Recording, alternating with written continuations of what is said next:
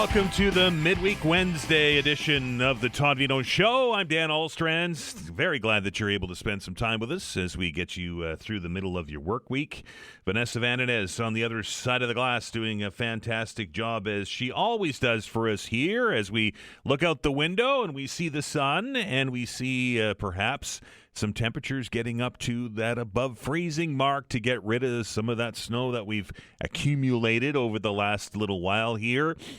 Really noticed it on the drive in this morning, pulling out of the driveway, how high the banks were, and people with cars parked on the road because their driveways or their lots are getting plowed out, and the streets are getting narrow, and the banks are getting high, and there's more snow on the way.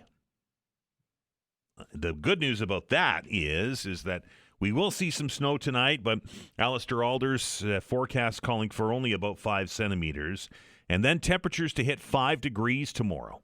So hopefully anything new that lands and maybe some of the stuff that we got over the last day or so will take off, melt, flow into the water table, into the lakes and rivers, and maybe help us out this summer. Anyway, it's looking, and I'm looking at the long term here into the weekend. And the weekend forecast is looking like we're looking at sunshine and temperatures above freezing. So maybe a nice weekend as we flip the calendar. Can you believe it? We're almost in March. February, Vanessa's cheering. She's literally dancing around that February is over, and I know that it has been a tough month, right, for snow for us. We were talking about this yesterday and our traditional Nova Scotia winter that we've been having, and maybe March will be different. The old saying, right, in like a lamb, maybe? Hard to say. It looks like it's going to be cold overnight, so... we're certainly not through winter, but March is the month where we call it the heartbreaker around here, right? It's because you start to think, all right, look, we're through March. There's St. Patrick's Day right there. We know we tend to get a storm between the 1st and the 17th, Sheila's brush or whatever it's called, and maybe we're done. Maybe it's starting to melt. And I know some of you out there that are anglers in this province are looking at the 1st of March and saying, all right, only a month to go, right? But there's a lot of ice on the lakes and rivers around here, so maybe we'll be able to get out when the fishing season, the sport fishing season starts here in Nova Scotia, but we'll have to wait and see. Wishful thinking. Those of you that needed to fill up your diesel tanks this morning were in for a bit of a surprise. The interrupter clause was invoked overnight last night, rising diesel prices by about a nickel. Gas didn't move, so if you are on the way to the gas station, you're like, oh, has gas gone up? It didn't move, but it will be adjusted again Friday morning, Thursday night into Friday morning, and we'll keep you up to date on what's happening with that. But diesel prices up a nickel across Nova Scotia this morning. Lots of fallout from the provincial budget, still continuing to emanate out of the provincial legislature and in the coffee shops and kitchen tables around the provinces, as we focused a lot yesterday on the potential of a 30% reduction in the public service here in Nova Scotia, which is going to impact a lot of people's lives. A lot of families are going to be perhaps put under excess stress if job losses are happening. We've seen some closures already. We've heard of some closures, particularly in the cultures world and the Department of Tourism world. We know that some of those tourist information booths aren't going to open this year. We're going to greet visitors to Nova Scotia with a barcode or a QR code. Really? Welcome to Nova Scotia. And that being said, there's also a bunch of funding cuts. I don't know if you caught the news last night on television, but there's like 11 pages of programming that's either being slashed or reduced significantly with provincial grants, and we know that there's I think 11. I think the number's 11 museums in Nova Scotia that are facing closure now because of the decisions being made at Province House. And I want to hear from EV owners today. We talk about electric vehicles on this show a lot, right? We talk about subsidies. We talk about, battery reliability. We talk about if they're really green or not. We talk about electric buses. We talk about the electrification of things like lobster boats and such. And a number of you, if my drive home during the afternoons from this show is any indication, have really bought into electric vehicles. I see Teslas all over the place. I see all kinds of electric vehicles, all kinds of this radio station has a hybrid. And now that's going to cost us more.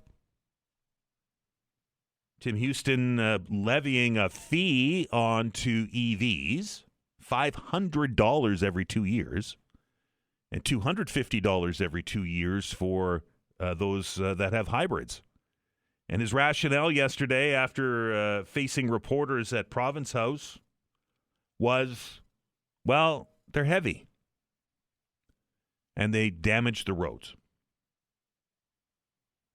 And by extension, I would assume that the premier has levied this fee to make up for some of the tax, the road tax that we pay when we put the spout into the gas tank, right? Some of that tax that is on that income goes to the province for roads and to the feds for taxes. But I have to wonder if somebody has made the decision to buy electric or to buy hybrid. This kind of feels like it's a bit of a kick in the gut, isn't it? It's like they're adding a tax that is retroactive. You didn't know you were going to be paying $500 every 2 years for owning, just for driving an electric vehicle. I haven't seen the entire inner workings. I'm assuming that it's going to work the same way that it works with our license plate stickers here in the province, right? You have to buy that sticker and put it on your plate every 2 years or whatever it is. I'm assuming that the EV tax, for lack of a better term, will be associated with that. So I'm looking forward to hearing from EV owners today. You got to be upset by this. And I'm also looking at people that were perhaps on the fence, right? The federal government continues to try and give us incentives to buy EVs. And now the Nova Scotia government is giving us a very large disincentive. I'm interested to chat about EVs. We're gonna open up the telephone lines here on the program just after noon today, and of course, regular rules will apply. It is an open hour, but I'm curious to hear from EV owners today about this new tax that is going to be part of this new provincial budget. Speaking of budgets, the budget discussions continue at City Hall. It was a regular council meeting yesterday, and the mayor left that meeting bruised again. If you remember, Friday, a couple Fridays ago, the mayor dropped that motion that was eventually defeated at Budget Committee, asking for a look at a 7% reduction in the cost of essentially people, and kind of dropped it out of the blue. From what we heard from councillors on Monday, didn't really tell anybody, just dropped it. And councillors still mad about that. There's one councillor out there that says it's probably the worst motion that she's ever seen. But they're back at it again yesterday, and I'm reading this off the CTV website, and it reads, another motion brought forward by Halifax Mayor Andy Fillmore aimed at reducing the proposed double-digit tax hike yesterday was shot down by his council colleagues. Fillmore called for a briefing note aimed at chopping the city's strategic infrastructure and climate funding by 1/3 for the 2026-27 year. This is the quote that he told reporters after the meeting. It said, the motion is not a referendum on Halifax. It's not calling into question our municipality's commitment or my own commitment to climate action. Those are hardwired values in all of us at this point. But he says it's about finding a way to reconcile and balance those values with affordability. The briefing note sought exploration of a one-time reduction of $6 million, or spreading that out over the final 5 years of Halifax. That, of course, is the city's climate tax. Did not sit well with the majority of councillors. Councillor Sean Clary said this is wrong on so many levels. He pointed to climate spending on electric buses that reduces maintenance costs and retrofitting buildings saving on operating costs. He went on to say that these investments actually have an ROI, a real financial ROI. That's return on investment. Other councillors said we should have been doing this 20 years ago. We won't slow this down. That was Tony Mancini, who went on to say, respectfully, Mayor, I am so concerned that this is even on the table. So after a debate around the council table that went to a vote, the motion defeated 13-3. So 13 councillors defeating the motion to take a look at reducing the budget for Halifax, 3 supporting the mayor, that being the mayor, David Hensby, and Councillor Trish Purdy. I'm also looking forward to your thoughts on this when we open up the telephone lines after 12 o'clock today. Don't forget, at 11 o'clock, it's time for House Calls. Dr. John Gillis will be here to answer your medical-related questions. We're going to take our first break here on the program. When we come back, more of our focus on the provincial budget. We know that there are a significant number of museums in Nova Scotia that are going to face closure because of this funding cut in the provincial budget. One of them is the Fisherman's Life Museum. A conversation with Dr. Gregory Puncher when we come back. You're listening to The Todd Veinotte Show. I'm Dan Ostrand. Happy Wednesday. We're back in minutes.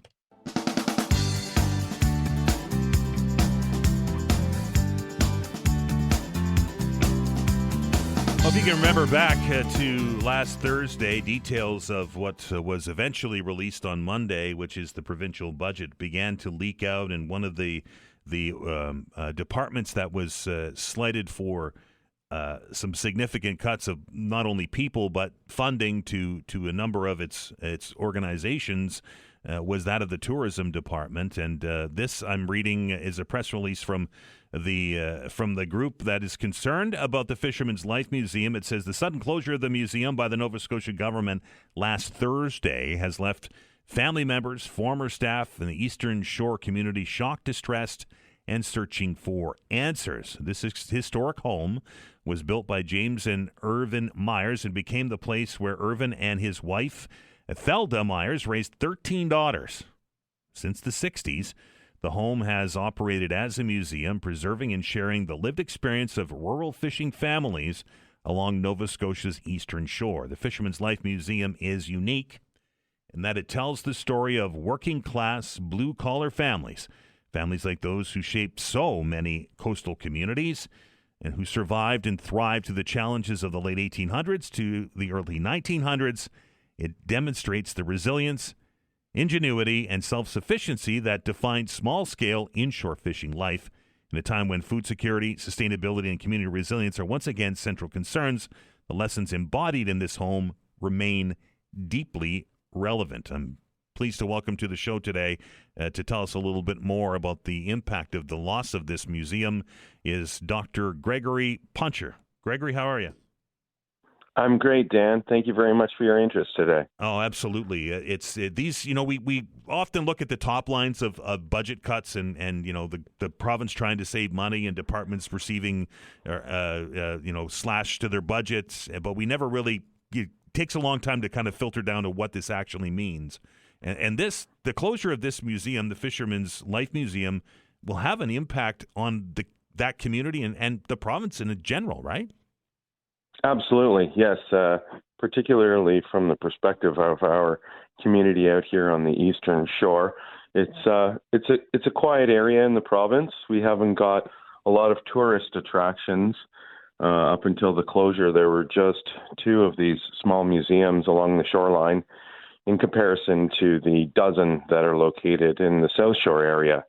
And so it was very important from a tourist perspective to have those attractions here. We do have beautiful beaches, of course, and some amazing trails, but they certainly brought in bus loads of school children and, of course, lots of people looking to check out both how people were living back in the 1800s and 1900s, but also the fishing heritage, which is obviously very important for defining the culture of the area.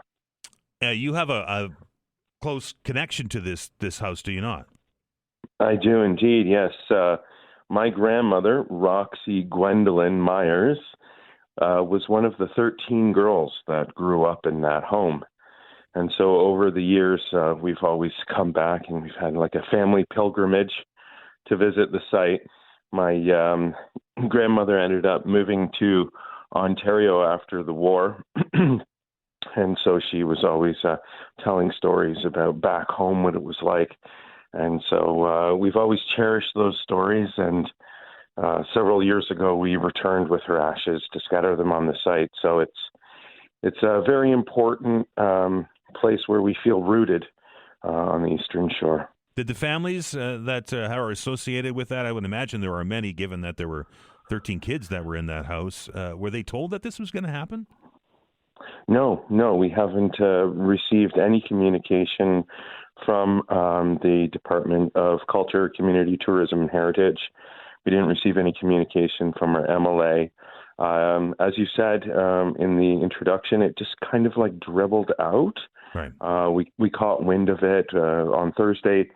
We heard from some of the staff that were working at the location that it was being shut down. I think that we caught wind of that on social media. And on Thursday, we were aware that there were 3 museums closing down. And then over the weekend, we found out that it was going to be 5. And then during the budget release, we came to the horrible realization that it's actually 12 across the entire province. So it's really gutting what's been going on. I would imagine that some of the contents of that museum are family heirlooms, right? The families donated this stuff to the museum. Yes, yeah, absolutely. As you said earlier, 13 daughters means a lot of family connections throughout the Eastern Shore. So over the years, members of the Mitchell family, Jennings, Stoddard, and Myers, among others, the Webbers, have donated family heirlooms and artifacts. There's a beautiful wool spinning wheel. There's tools. There's kitchen utensils, family portraits, family trees, quilts, wedding dresses, all kinds of things that people can personally identify. I can point to specific things that belonged to my grandmother in the home. So it's a really amazing experience that I always cherished growing up, being able to see my family heritage on display. But like I said, it really defines the heritage of the entire area. Have the families associated with this museum been told what's going to happen to those contents and to the building now that it's being closed?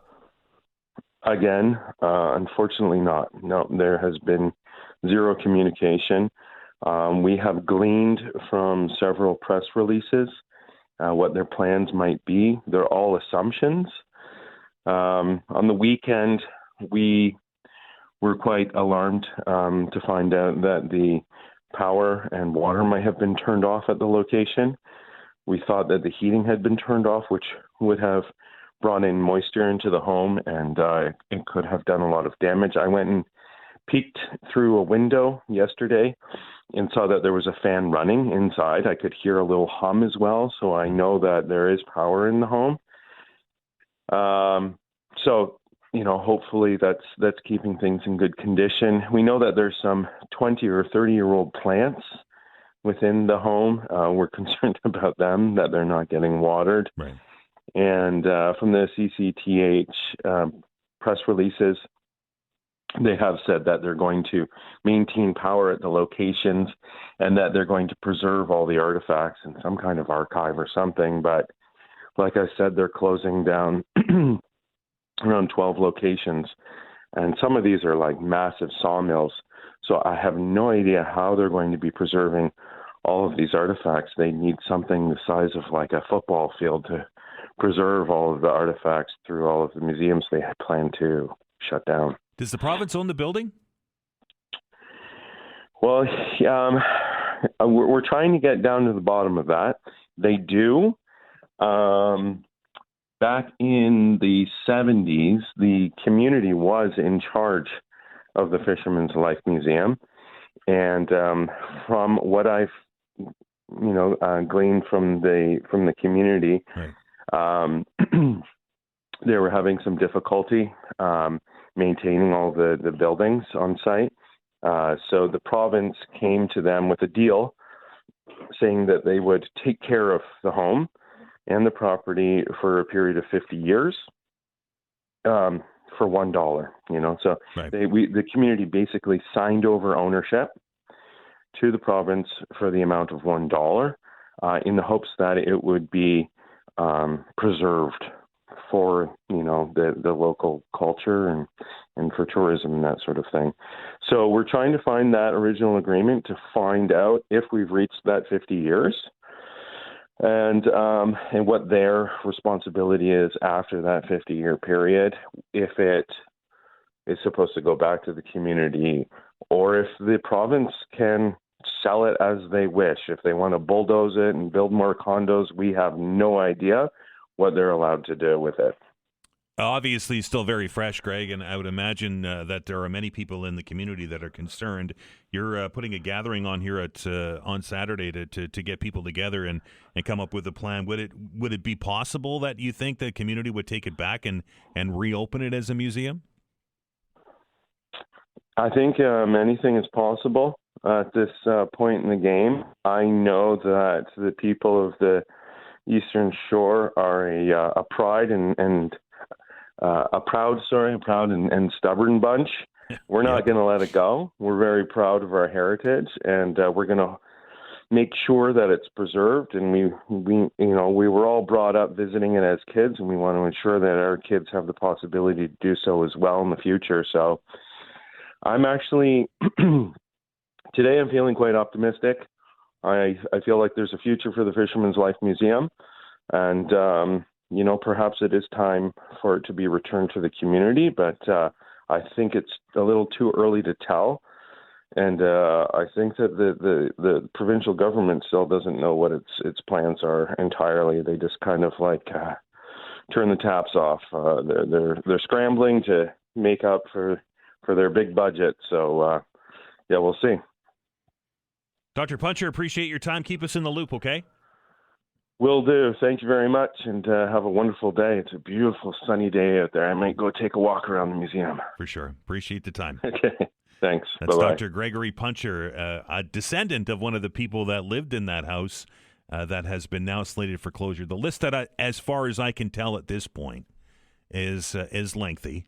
It's the Cosset House in Sydney, Lawrence House in Maitland, the McCullough House in Pictou, Perkins House in Liverpool, Prescott House in Port Williams, Ross Thompson House in Shelburne, Shand House in Windsor, Barrington Woolen Mill in Barrington, Sutherland Steam Mill in Tatamagouche, the Weil Carding Mill in Bridgewater, the Fisherman's Life Museum, of course, that in Jedore and Oyster Pond, and the North Hills Museum at Granville Ferry, all been closed as a result of cuts to the department that oversaw them within the province. Time for us to take a break. Blake is going to update us on what's going on in the news. On the other side of this, we've been talking about immigration. We've been talking about population increases across Nova Scotia and the Maritimes and Atlantic Canada in general. It appears that last year we saw a population decline. Interesting. Senior researcher and director of major projects for the Atlantic Economic Council, Patrick Brannon, your guest. You are listening to the Todd Veinotte Show. I'm Dan Olstrand. We're back in minutes.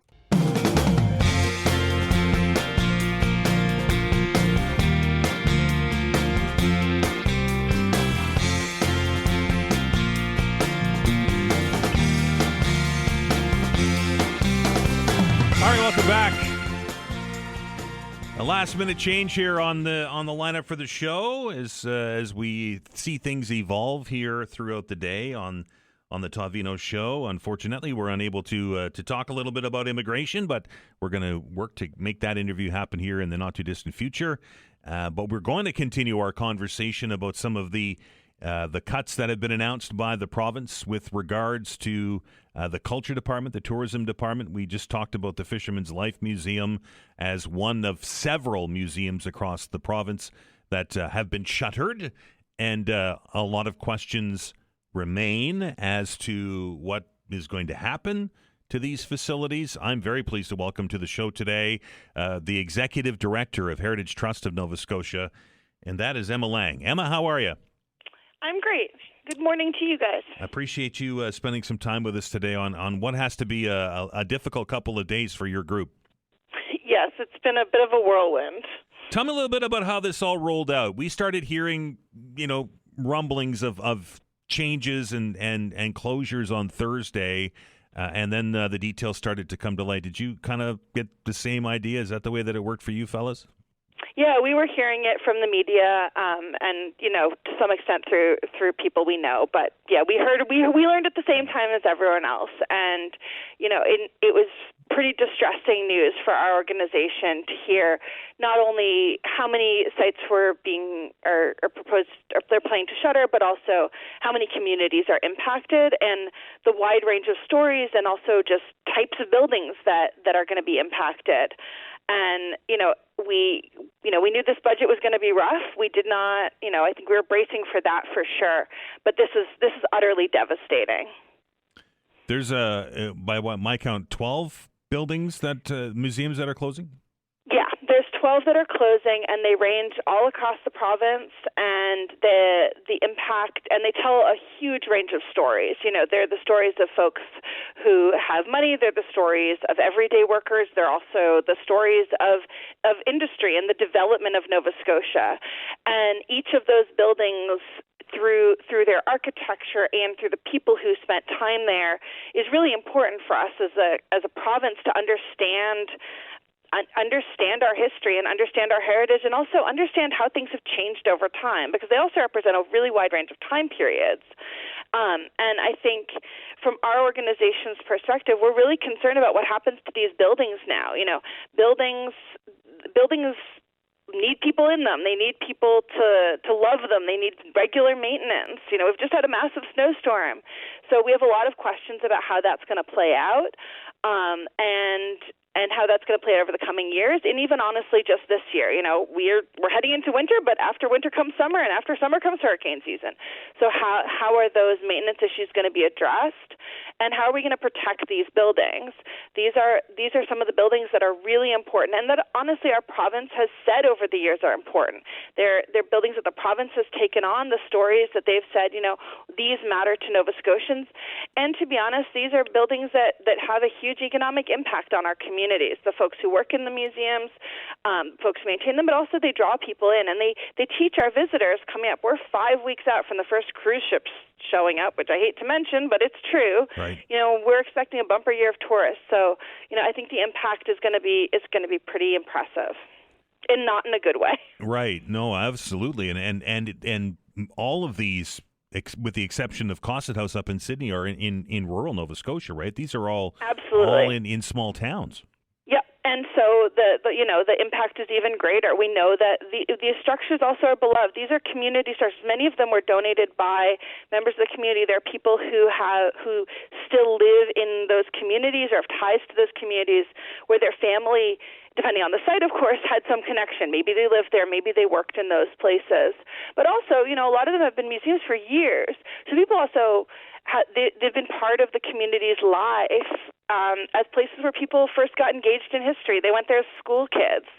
And these buildings really need to be maintained. We need to protect them as structures, because we know that older structures are one of the best ways that people can connect to history in a really personal way. They're really tangible. You can go there and smell what it's like to be in that place. I think of the Barrington wool mill. There's a really big difference in looking at a picture of a woolen mill in a book, or even watching a video of it, and going there and smelling the wool being processed and smelling those machines and being able to touch the final product. And so being able to be in that space and feel the vibrations in that building, for me, going to industrial sites like that really changed how I understood what it was like to work in those buildings, feeling the vibrations of those machines. Similarly, going to places like Fisherman's Life, where you stand there and, you can see how the house feels in that particular setting, what it would be like to look out the kitchen window and see that view. This is really important in terms of understanding our history and engaging with it.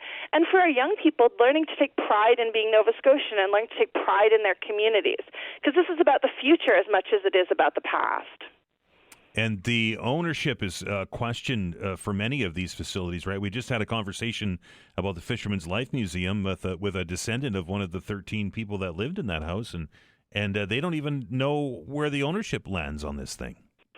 Yeah, and I think the future and who's responsible is a real question, and to be fair, a real concern of ours. How is this going to play out? These museums, they all have different structures in terms of their relationship with the province in various ways, but these are buildings that are owned by the province. They're buildings that the province has agreed to maintain.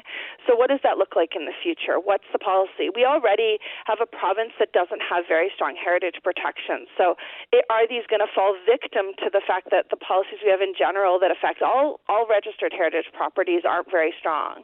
So I think the concerns, as we're sitting here today and we're just sort of processing the news and learning, there's a lot of questions for our organization about the future of these structures. There's a lot of questions about how it's going to play out. There's a lot of questions for, I think, a lot of people about what this really means, because our built heritage is our most visible heritage for people, whether it's locals or tourists. And, we need to protect these buildings and allow people to go in them so that they can continue to engage with those stories, that architectural history, that cultural history, and that that feeling, right? There's a really special feeling that comes from being in these spaces, any of them, and each of them sort of scratch a different itch for different people. Every one of us has preferences around the stories that we're interested in, the books we read, right? These buildings are the same, so having all of them give people that opportunity to learn about so many different things and learn things that they might not know by accident. Who hasn't been taken by a family member or friend someplace that you thought, oh, this is going to be boring, and then thought, oh, this is amazing. These buildings, these museums give people the opportunity to have those experiences. And this is just really heartbreaking. It's heartbreaking for the communities, and it's really scary. We need to protect our heritage. We spend a lot of money marketing ourselves as a destination for people to come and learn these things. We spend a lot of time talking about that, how our heritage is, and our built heritage is part of quality of life in Nova Scotia. So, the province needs to really think about, what is the message we're sending when they're thinking about divesting of these structures. What's next, Emma? Obviously still very new and still kind of gathering information phase, but what's the next that for the Heritage Trust? Yeah, I think we're going to be seeing what's happening. We're going to be, taking it day by day, making sure that where our voice is being heard in terms of protecting these buildings, making sure that they're physically protected through whatever comes next, and making sure that folks have the resources, whether it's through us or connecting to other organizations. We also, we're part of the heritage community in Nova Scotia is really interconnected, and we all work to support each other, and that's certainly part of it for us, is making sure that we're all on the same page, we're all moving this forward, and we're all sharing, and we're also asking people to please, please, please write to the minister, write to the premier, write to the MLAs. Call them, say why these structures matter, say why these museums matter. It doesn't have to be long, it can be short, it can be, I just like driving past it on my commute, right? These are places that we want to make sure don't wind up with demolition by decay, which is where things are just sort of abandoned and let to fall apart. But we think the government really needs to understand the value of these to folks across the province, whether they're places that you pass every day and visit every year, or places that you just have a memory of going to once as a kid. All of those stories matter. All of that value matters. And we're asking people to raise their voices and say that that these structures matter, these museums matter, and that this is going to hurt individuals, but also hurt communities. Emma, appreciate your time. Thank you. That is Emma Lang, the Executive Director of the Heritage Trust of Nova Scotia. 12 museums, mostly in rural parts of Nova Scotia now closed as a result of the provincial budget. Time for us to take our next break here on the program. When we come back, there's a study that is being done on veterans, on chronic pain management. And a flaw has been found in it, that it's not taking into account the impact of sex or gender on its effectiveness. We'll dig into this when we come back. You're listening to The Veinotte Show. Back in minutes.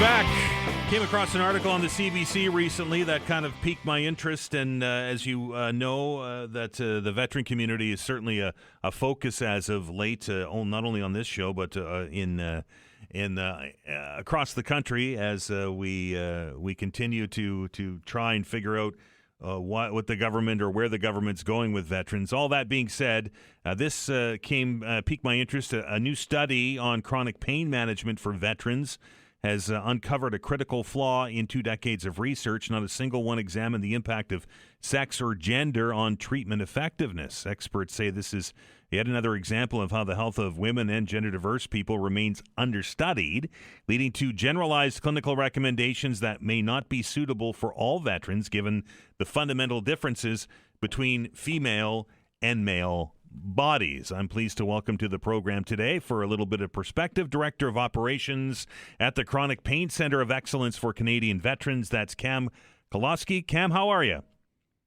I'm doing good, Dan. How about yourself? I am well. Tell me a little bit about this study and its impact on chronic pain treatment for vets. Yeah, so I want to kind of frame it a little bit differently and talk about the whole chronic pain situation as we know it, based on surveys and studies that we have done and we funded through the Chronic Pain Centre of Excellence for Canadian Veterans. We are, just to qualify, we are a not-for-profit that is funded by Veterans Affairs Canada. Right. So we're in the business of doing research on chronic pain.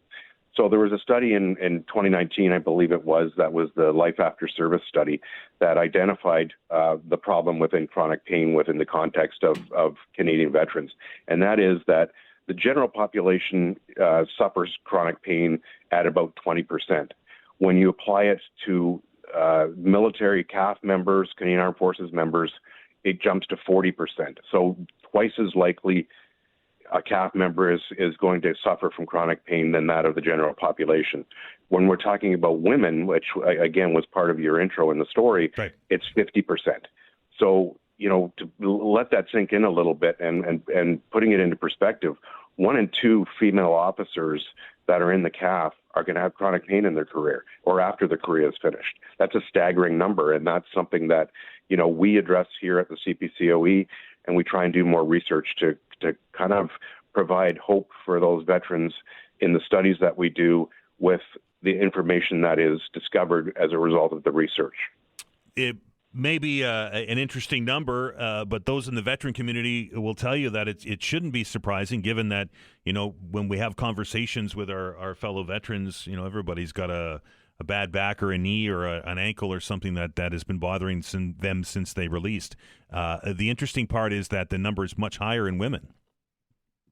Yeah, and I think the story actually kind of identifies a little bit of that with Dr. McDermott in what she says when she did her sex and gender study that was funded by us. And it comes down to the fact that the equipment that we provide and the training that we provide for women that are entering the CAF, and by the way, my background is I'm a retired RCMP officer, so it's no different, I think, in our trade than it is in the trade of the CAF. But the equipment was never designed for women. It was never tailored to their body, to their physiology. So, we look at, 20 years later after they've been in service and say, oh, they're injured as a result of poor equipment. Go figure. So again, not surprising, but we have identified it. I think, there is some provisions being made and tailoring the equipment in some of the training to be female specific. But I think we still got a long way to go based on the fact that the numbers are so high with chronic pain results within the community of the Canadian Armed Forces. Cam, this shouldn't come as a surprise. I mean, I can remember during my time in the service, lugging that 50-pound rucksack over my shoulder and then looking at another soldier, a female soldier who was, half my size doing the same thing and just about falling over trying to get it onto her shoulders. I mean, those things this is the long-term result of that kind of equipment, correct? Yeah, absolutely. And as we know, part of the culture and part of the military identity and mindset is that you push the pain away.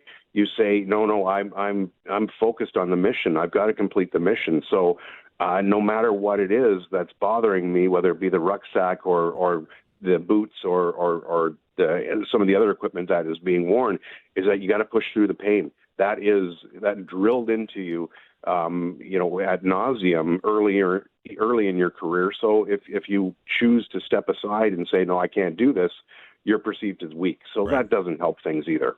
Right. Have we seen improvements over the years, Cam? This kind of research, does it lead to improvements? It does. It really does. We've pushed the needle quite far at the CPCOE.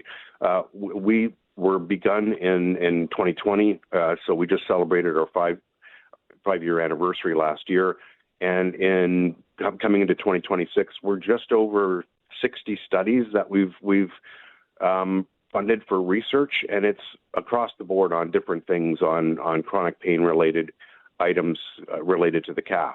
We've also recently had our priority setting process, which all of our projects, I should add, are veteran-informed and evidence-based. So what we do is absolutely scientifically proven when it is completed. So, and it's got that veteran kind of lens on it on each and every project. So not only have we done 60 projects, but we've got 20 more subjects that we're going to be looking at in the next 3 to 5 years. So we are getting information and knowledge out to the veteran community on what works and what to avoid, and some of the products that have been created that say, yoga is good for you to improve chronic pain, those sorts of things. So yes, we are doing what we're doing, but I think there's still some work that has to be done while you're still in, before you transition out and medically release, to do kind of preventive maintenance to ensure that chronic pain doesn't perpetuate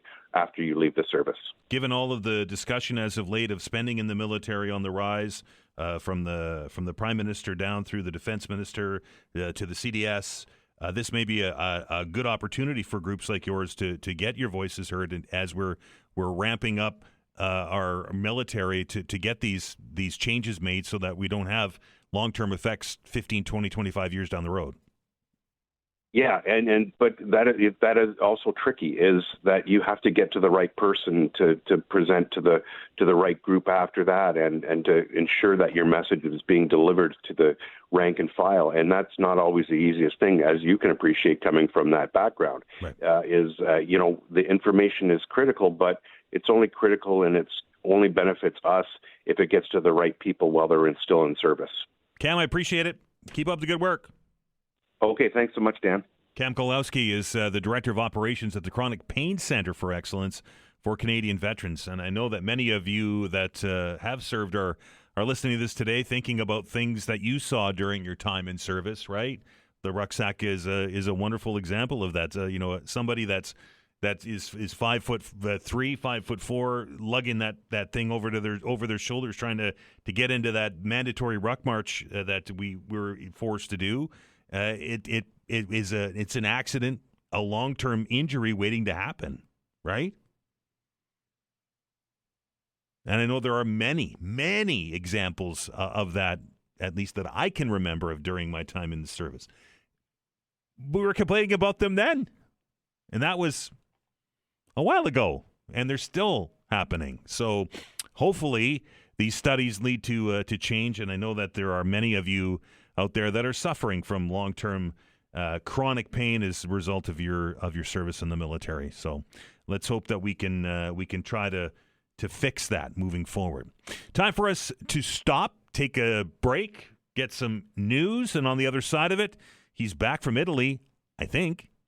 Dr. John was over in Milan for the games, and we'll get his thoughts on what he saw when he was there, and he'll be here to answer your medical-related questions. If you have a question for the doctor, here's your chance. We're going to open up those lines right now. 902-405-6000 or 1-877-801-8255. The World Traveler, Dr. John Gillis, after the news.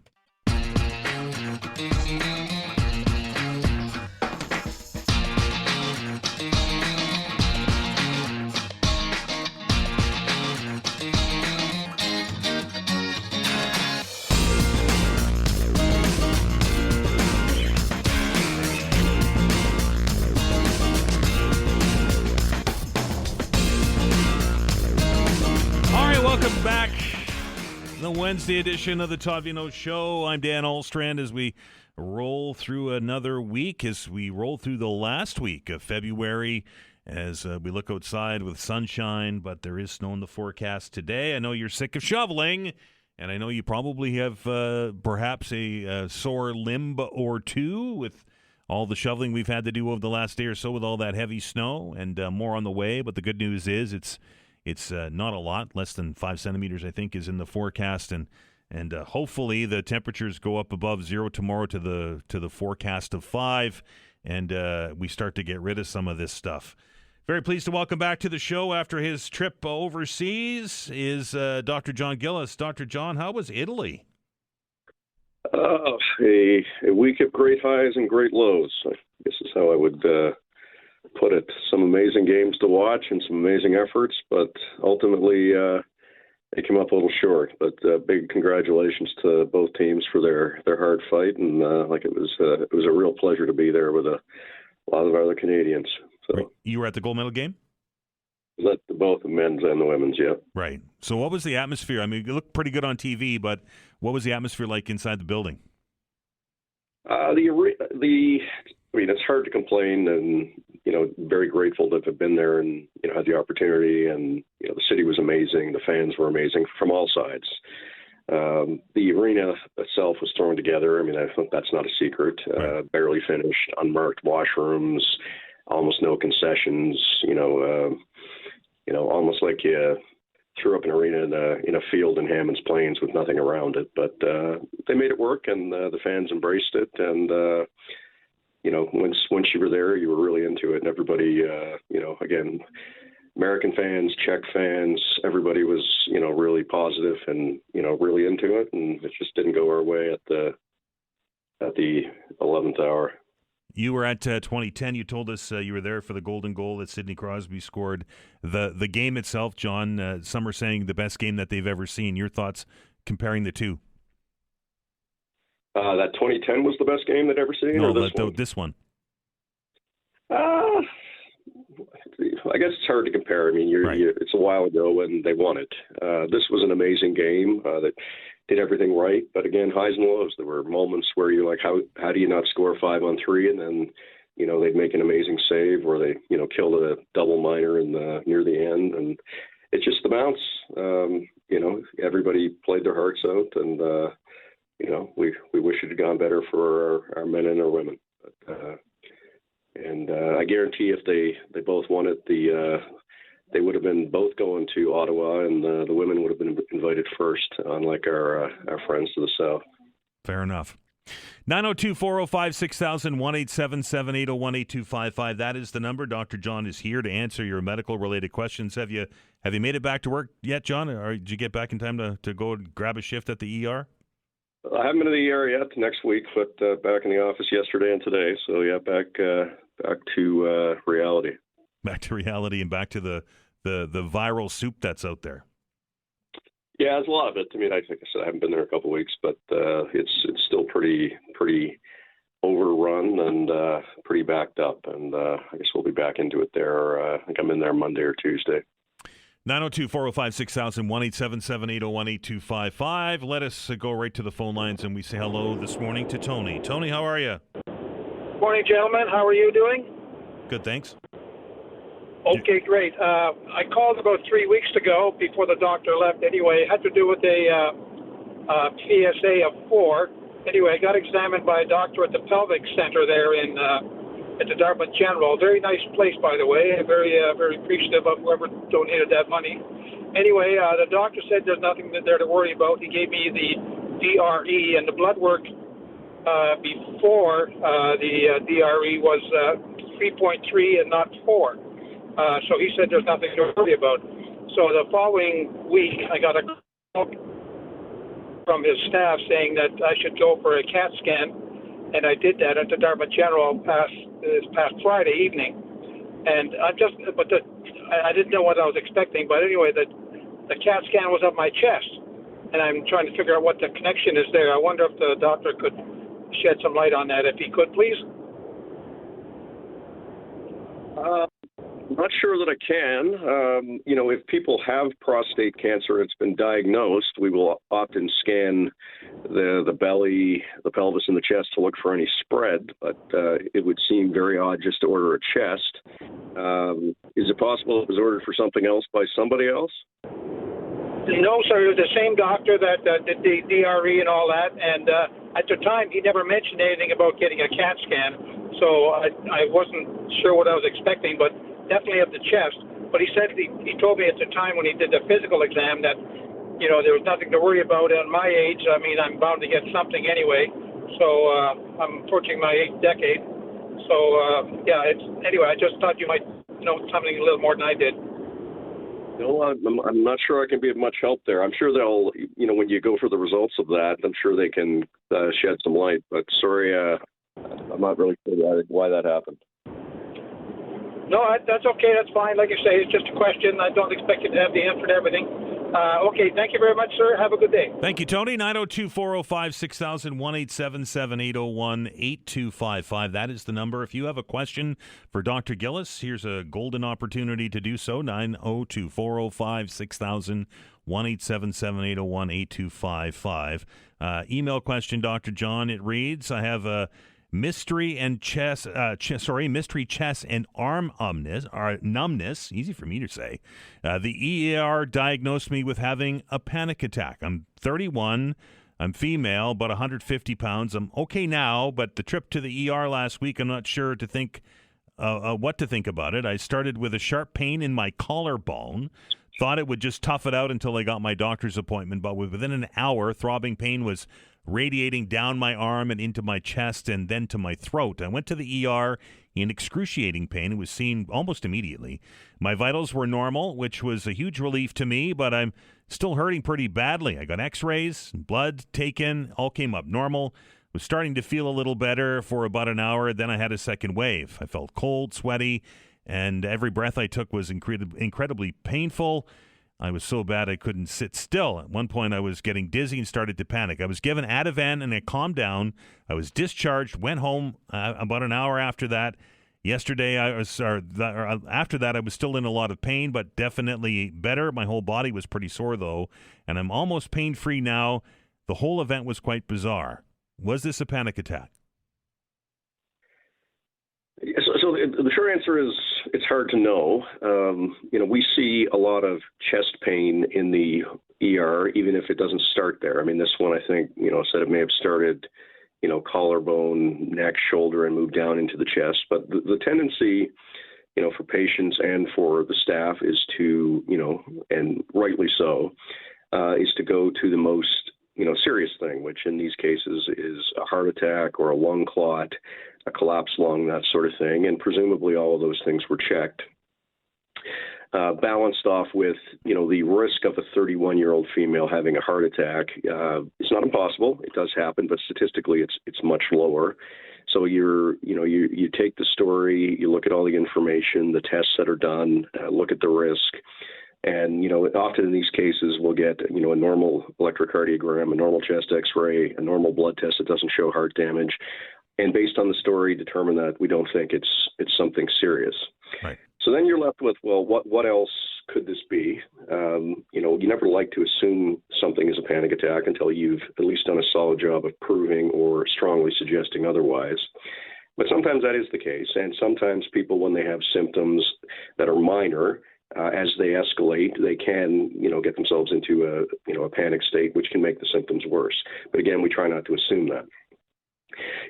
Just hearing that story, it sounds more like nerve pain from a pinched nerve in the neck or the shoulder area to me that was radiating down. And often in these cases, by focusing rightly on the serious stuff, we sometimes forget to actually treat the pain. If somebody's got a pinched nerve in their neck, they need something to help settle that down and to help them. Now, again, can panic go with that? Yes, it can. If you're in a ton of pain and you're worried and you're stressed, it's not unnatural. So, the fact that Ativan or lorazepam, which is, an anti-anxiety drug, helped, may make some sense. It sounds like, maybe a bit more focus should have been put on actually treating pain to make, the patient more comfortable. But again, the focus, does tend to be, and rightly so, on ruling out the bad stuff. If you get a pinched nerve in your neck, it's uncomfortable, it sucks, but it's not going to kill you. Right. The other stuff can. But, sometimes in the schmozzle of the ER with how crazy it is, how busy it is, that information gets lost in translation. And, it is important to, try to explain that to people that, this is what we're thinking. We're trying to rule out the bad stuff. I don't see any sign of anything serious. Here are the couple possibilities what it could be, including in this case a panic attack, and here's what we can do about it. And people get frustrated when you don't find anything, and often we don't. But what we do find is that we have no evidence of something bad.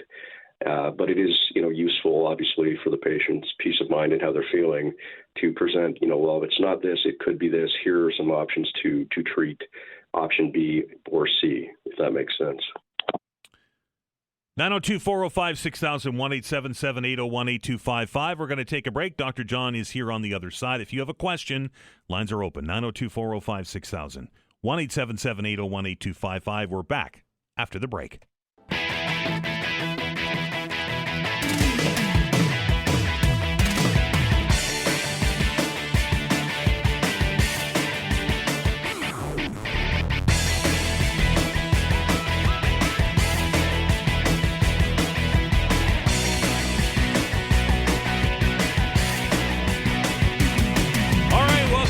It's House Calls, 902-405-6000, 1-877-801-8255.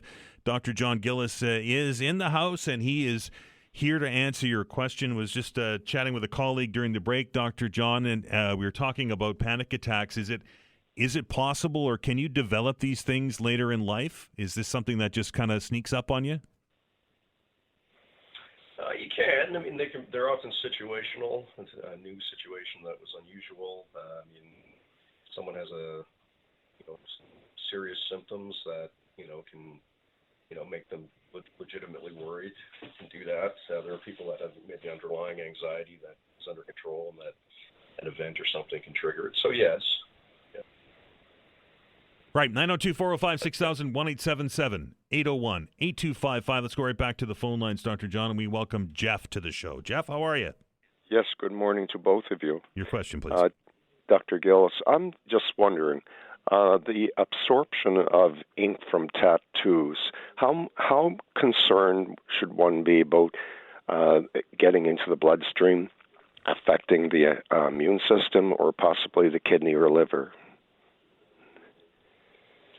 Like I think generally it's pretty low. I think I'm not an expert on tattoo ink, but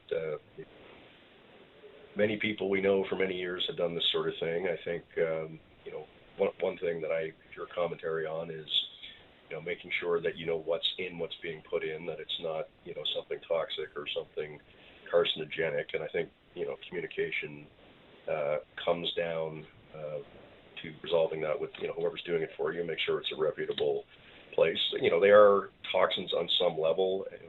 Small amounts are likely fine. Larger amounts, the more you get.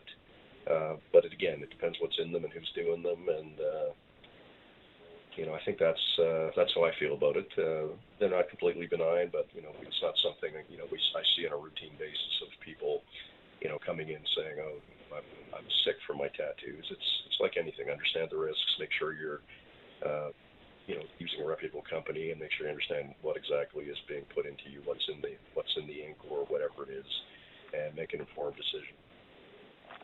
Thank you very much, and welcome home. Thanks, Jeff. I appreciate the call. 902-405-6000, 1-877-801-8255. They're certainly prevalent, Dr. John. Tattoos are everywhere now, and if it was a huge problem with absorption, then you'd think we'd hear about it, right? Yeah, that's right. I mean, you hear the odd bit. I mean, they've been well studied over the years, and I think probably comes back to better understanding of what's being produced. Right. I mean, are all tattoo places using the same stuff? I have no idea. It's probably a lot of people out there would know this better than I would. But I don't think it's a big issue, but I think people need to be informed. 902-405-6000, 1-877-801-8255. Back to the phones, and we say hello to Scott. Scott, how are you? Hey, not too bad. How about yourself, folks? Good. Your question for the doctor, please. I just have a quick question for Dr. Gillis. I was recently in the hospital for about 14 days.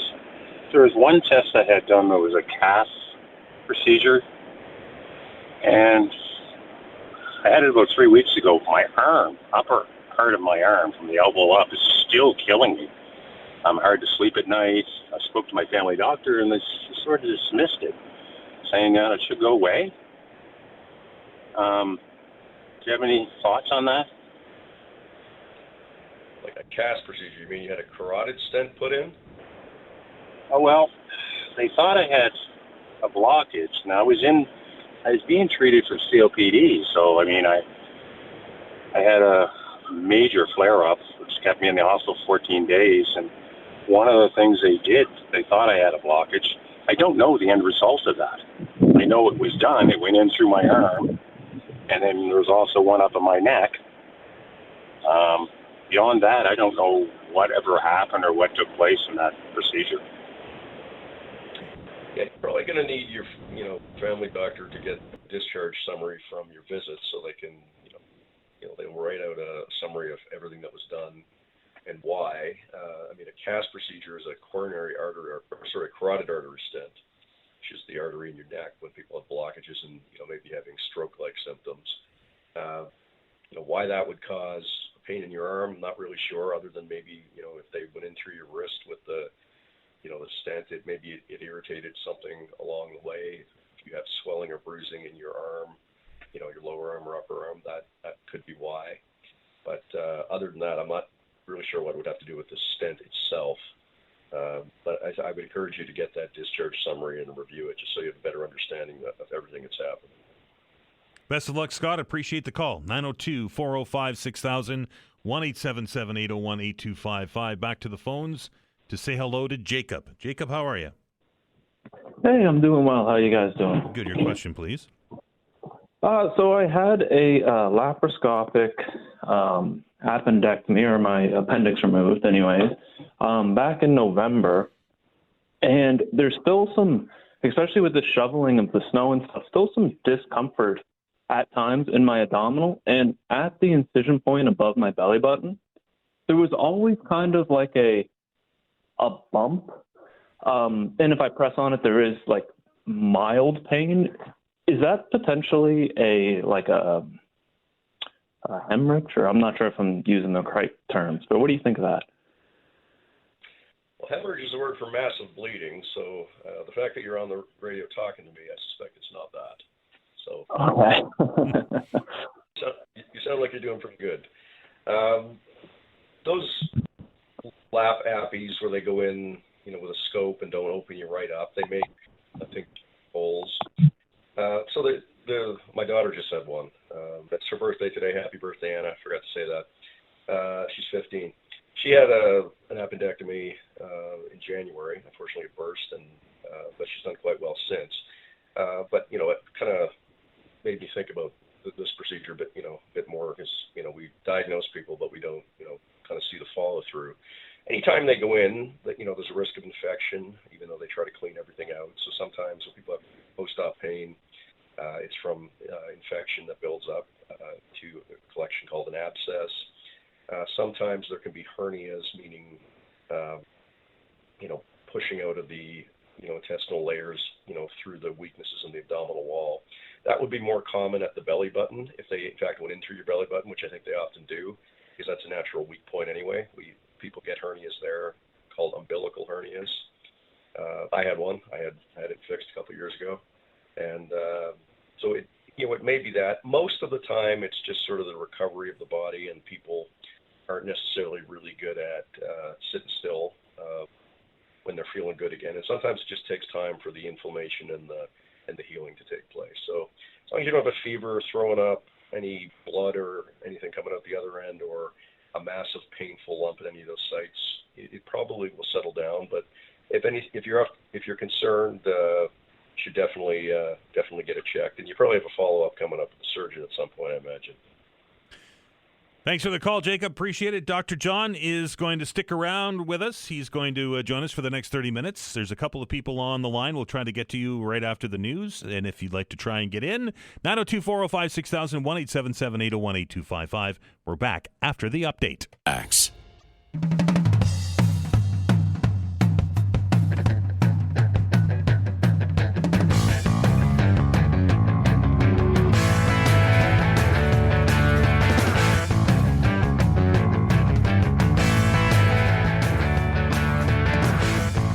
All right, welcome back. 902-405-6000, 1-877-801-8255. That is the number if you want to get your medical question answered by Dr. John Gillis. There's a couple of lines open if you want to get into the program. 902-405-6000, 1-877-801-8255. Dr. John, let's go right to the phone lines and we say hello to Sandy. Sandy, how are you? Hi, I'm perfectly fine. How are you? Good. Your question for the doctor, please. Well, after several years of taking puffers for asthma, I found out that my actual issue is severe paradoxical vocal cord.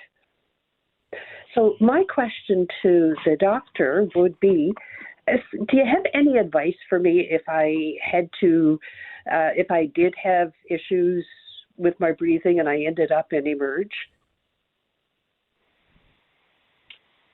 Well, I guess I would ask you, who diagnosed that and when?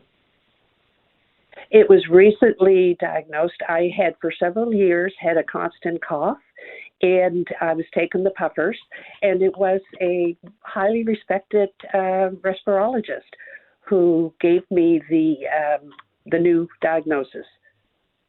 And I've been going for larynx massage and just learning to breathe properly, I guess. Yeah, so I guess there's a couple questions there. The first is, I mean, if you were diagnosed by a respirologist, you should have a copy of that consult note that you could carry with you, either in paper form or on your phone, or, papyrus scrolls, whatever happen to be available, so that if you do go to the ER, you can say, look, this is what's wrong with me. Most of that stuff is on the hospital system, and, we can usually look it up, but, it is certainly helpful when people have information like that with them. I guess the second question is, with this new diagnosis,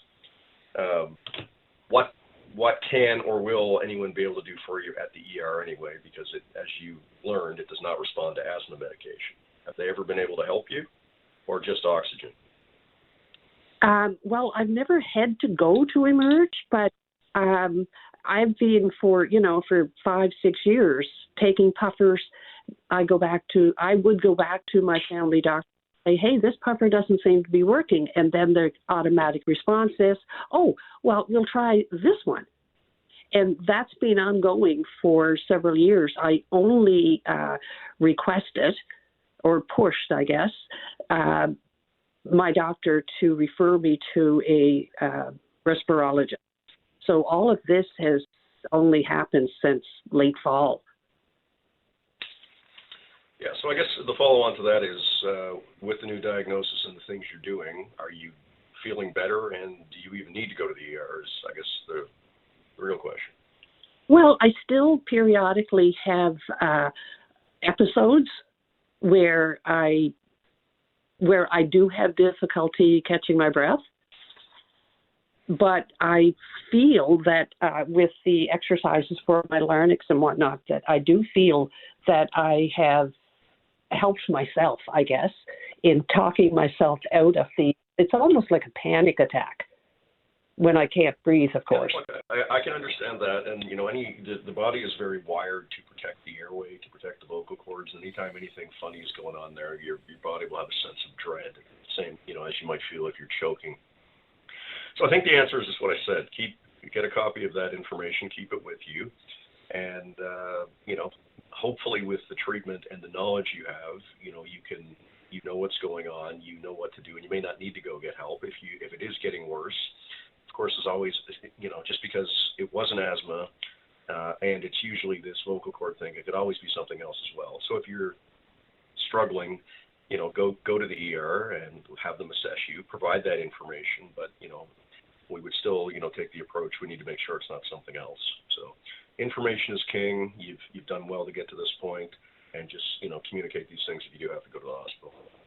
Thanks, Sandy. Best of luck. 902-405-6000, 1-877-801-8255. That is the number if you want to get your question answered by the doctor. Dr. John, let's go right back to the phone lines, and we say hello this morning to Trish. Hello, Trish. Good morning. Hello. Your question for the doctor, please. Yes. Just a quick little history. I have no family history or personal history of epilepsy or seizure disorders on either side of my family. Now, since I moved to the apartment building where I'm currently at, I started having seizures. No reason why. Recently, about a year and a half, almost 2 years ago, I had an injury at work, and while I was at home recovering, I had a series of seizures, a possible stroke, ended up in the hospital. I was referred to neurology back then, did not see or hear from anyone over that year and a half, and then recently in October, just passed, I had another seizure, major seizure at work. Ended up at the QE2. The emergency doctor said, well, your CT scan is fine, and sent me home. That, I guess, must have pushed neurology towards my direction. I finally got an MRI in January, still have not received any results. And they're trying to tell me that it's likely a case of spontaneous epilepsy. Is that possible? Is it a common thing? Is it uncommon, rare? Is it even possible? Yeah, well, I guess the question I would have to you is, did you actually see a neurologist, and have you had a seizure workup? Like you had a CT and an MRI. Have you had an EEG, an electroencephalogram? Yes, and I have seen neurology finally. That was back in January, and I still have not gotten any results. What did they tell you? What did they do when they saw you in January? Did they put you on seizure meds? Did they tell you to wait? What did they say about the EEG, or you still don't have that either? I had already been on an anti-seizure med, Keppra, levetiracetam, and was still having the seizures. The most recent one in October, they decided to double up on my dosage. So it's still the same medication, just double the dose, and just kind of rolling with it, I guess. But anytime I try to bring up the fact that I never, ever had any issues whatsoever, no seizures, no dissociative episodes, nothing like that, until I moved to this particular apartment building. Yeah, that's hard to put together. People do get seizures later in life for different reasons. There are environmental factors that I think are somewhat overblown in the media, flashing lights and that sort of thing, but it is possible. Changes in the brain over time. Tumors can do it, certainly, but you've been worked up for that. You've had scans. So typically, in these cases, need to determine, based on imaging and an EEG, that there's nothing structurally wrong. You need to review those things with whoever made the diagnosis and then determine if Keppra is the right drug for you. It's hard to make a comment on whether your environment is contributing to it. It's possible. I'm not sure what it would be specifically, and I'm sure you've talked to them about it and thought about it yourself, and it doesn't sound like you got anything back. Is that fair to say? Yes, and I've received no official diagnosis of anything. So right now I'm working with. That's your next step. You need to, follow up on this MRI and the EEG results and get an official diagnosis, or at least get your family doctor to check that maybe they did write a consult note and it got lost in space, because I see that from time to time. They very rarely see somebody and don't write something. It's I said this to the previous caller. There's usually a consult note or a discharge summary that outlines what everyone's thinking and what the process is, but that doesn't always reach the right place. So you may want to get your family doctor to check on that while concurrently trying to schedule a revisit with neurology to review it. That's probably my best advice to you. Thanks for the call, Trish. Best of luck.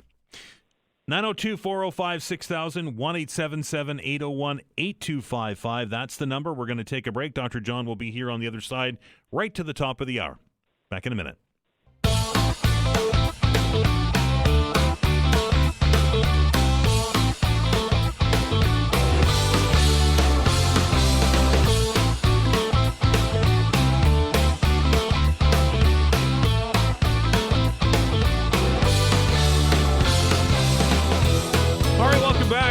Dr. John here till the top of the hour. The telephone number is 902-405-6000, 1-877-801-8255. Got another email question, Dr. John. This one is, at least to me, seems a little bit weird. But anyway, it writes, "Hi, I'm a 28-year-old male. I take no medications for this or any other issues other than cortisone ointment when the flare-ups happen. I've had eczema my entire life, but it's not over my whole body. It pops up on a couple of small places, but the primary ones are my nose, specifically inside the nostrils and underneath the nose, on that bit of skin between the nostrils, and my lips. I get it on my hands as well, palms and around my nails, but I'm not too worried about that area for this question. I saw a video online recently that showed a doctor commenting on bleach baths for eczema and how it can help to clear up or prevent its occurrence. I sort of thought about it and realized maybe that's why after swimming growing up my eczema got better. I often thought that it was just the water or sort of moisturizing my skin or something. My question is this the best way to go about these areas? Do I use a really weak mix of bleach or just to let it sit on my face? Is it possible to use a neti pot with a weak mix? I don't want to do something that's going to create other issues or cause an injury. Yeah, so, as extreme as that may sound, it is a real thing, but best done under proper supervision. And I guess my question would be, have you seen a dermatologist? Right. There's a lot of treatments for eczema, and sometimes it's not eczema. It's a different type of dermatitis or, an early psoriasis that might benefit from a different type of medication. So, again, when at first blush or at first bleach, pardon the pun, that may sound crazy. It's actually not, but it has to be done properly with the right ratio. Obviously, putting the wrong amount of bleach on your skin is not a good thing. So consider it, but probably dig into it a bit more with some proper supervision. And, perhaps time to see a dermatologist if we're looking to go to that level. Yeah, I think I'd be really safe putting that stuff in my nose, right? Yeah, don't do that. Yeah, no, don't do that. Bad idea. Dr. John, we're just about at it. Sorry, go ahead. No sniffing bleach today. Okay, fair enough. Dr. John, we're just about out of time. I did see an ad during the hockey tournament here for the Sevens rugby tournament that's going to happen in Vancouver. Are you involved with that? I am not. I've actually never been to Vancouver Sevens. It's a big event, and if anybody's going to be out west next weekend, it's those tournaments are very different than attending a 15-a-side match, which is an 80-minute match. It's a whole day. In this case, I think it's 2 or 3 days of competitions with all the countries. They play back to back, and it's a big event. It's a big party. People get dressed up in their country's costumes, and they have a lot of fun. And I'd like to get to it one day. I was at the Sevens comp at the Paris Olympics and really enjoyed it. But anybody who's out Vancouver way, Rugby Canada put on a good show, and it should be fun. Dr. John, we're going to give you a few minutes back in your day. Thank you very much. We'll talk to you next week. Sounds good. Talk soon. Bye-bye. That is Dr. John Gillis here every Wednesday to answer your medical-related questions. All right. Time for us to open up those telephone lines, folks. It's time for the Mid-Week Meltdown Open Hour.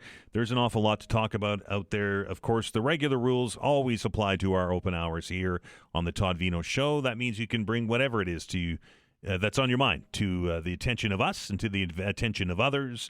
Something you've come across that you'd like to discuss, by all means, dial the numbers 902-405-6000 or 1-877-801-8255. I asked a couple of questions at the beginning of the show today, and for those that weren't there or joined us late, I have a couple of concerns that have been raised over the last 24 hours or so.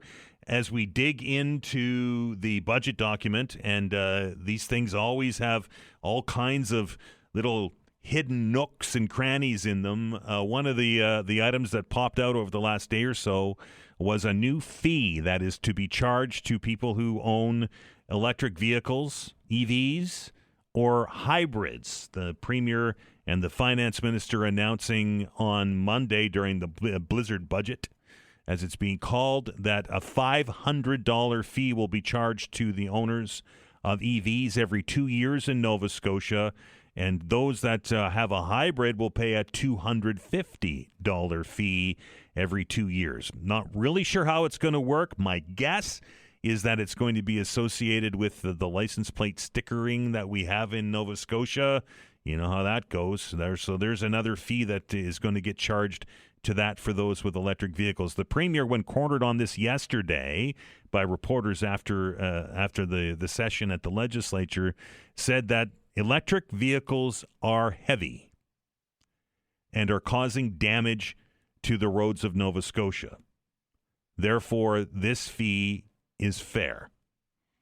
Reading into that, it feels to me that because electric vehicles aren't paying the tax at the pump, the road tax at the pump, that the Premier is using this to justify this $500 fee for EVs to try and recoup some of that lost money. I want to hear from EV owners today. I want to hear from you if you're driving that Tesla around, or if you have an electric vehicle. This is a surprise tax. We didn't know this was coming. You may have just purchased an electric vehicle. You may have purchased an electric vehicle 5 years ago, and now all of a sudden you have to start paying an extra $500 every 2 years, $250 a year. I'm interested in what your thoughts on that are.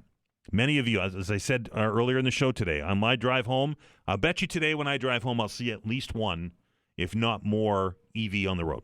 Tesla is the most predominant, but there are many other brands and makes and models. But I see electric vehicles every day. So there are a significant number of them on the road.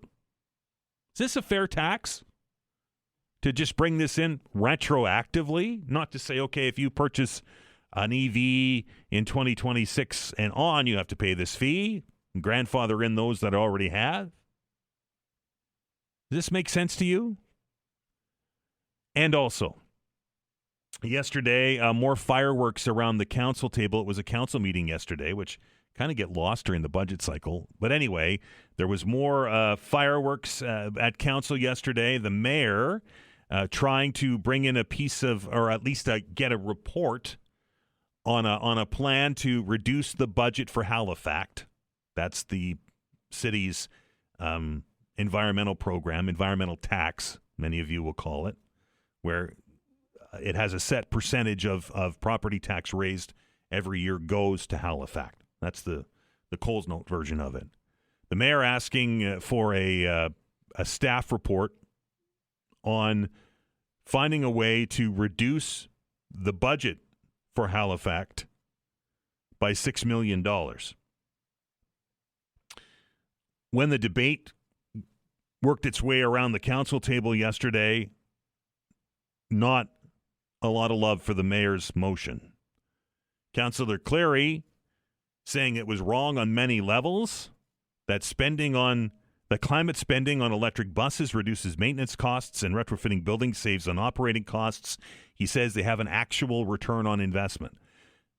Councillor Tony Mancini, this is from the CTV article, said that we should have been doing this 20 years ago. We don't slow this down. Respectfully, Mayor, I am so concerned that this is even on the table. At the end of the day, the mayor's motion to have a look at a one-time reduction of $6 million in the budget for Halifax was defeated 13-3. Fillmore, Councillor David Hensby, Councillor Trish Purdy supporting it. This comes after the blow-up a couple of Fridays ago when the mayor dropped a proposal to have staff examine a 7% decrease in staffing cost. That one didn't go over well with council either. In fact, one councillor, Catherine Morse, calling it the worst motion that she's ever seen. Does this highlight a growing rift between the mayor and city council? And does this lead credence to the call for Mayor Fillmore to be granted strong mayor powers? 902-405-6000, 1-877-801-8255, the open hour after the news.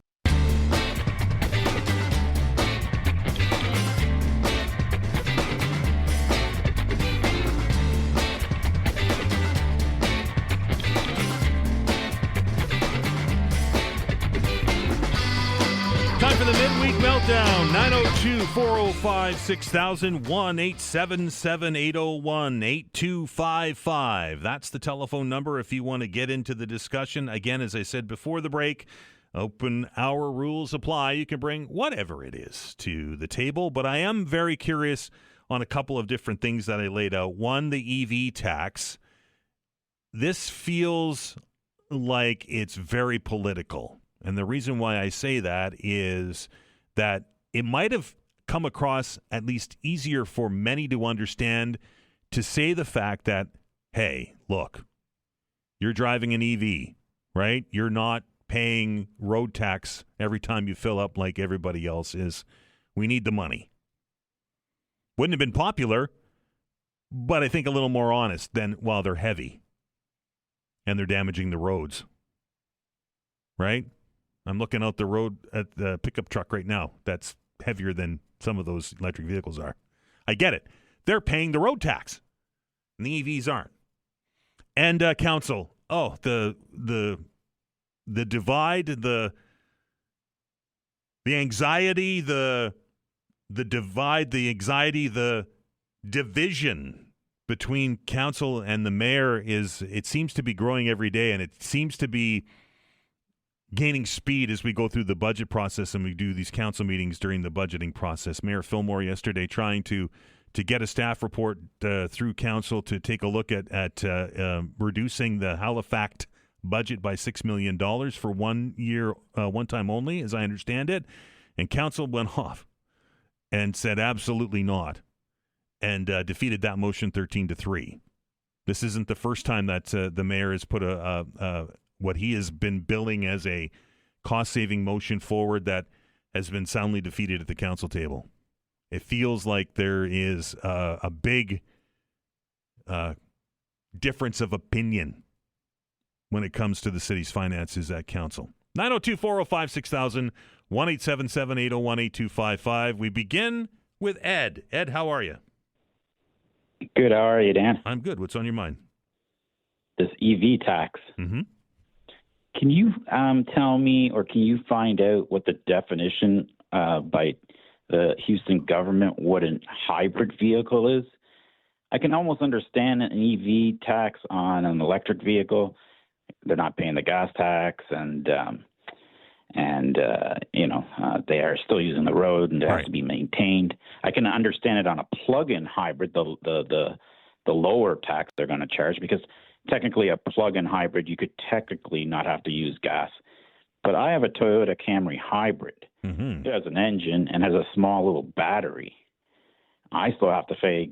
I have to use gas to use the car. So are they going to tax me here twice at the pump and now with this new $250 fee? Great question. Absolutely great question. I don't know the answer.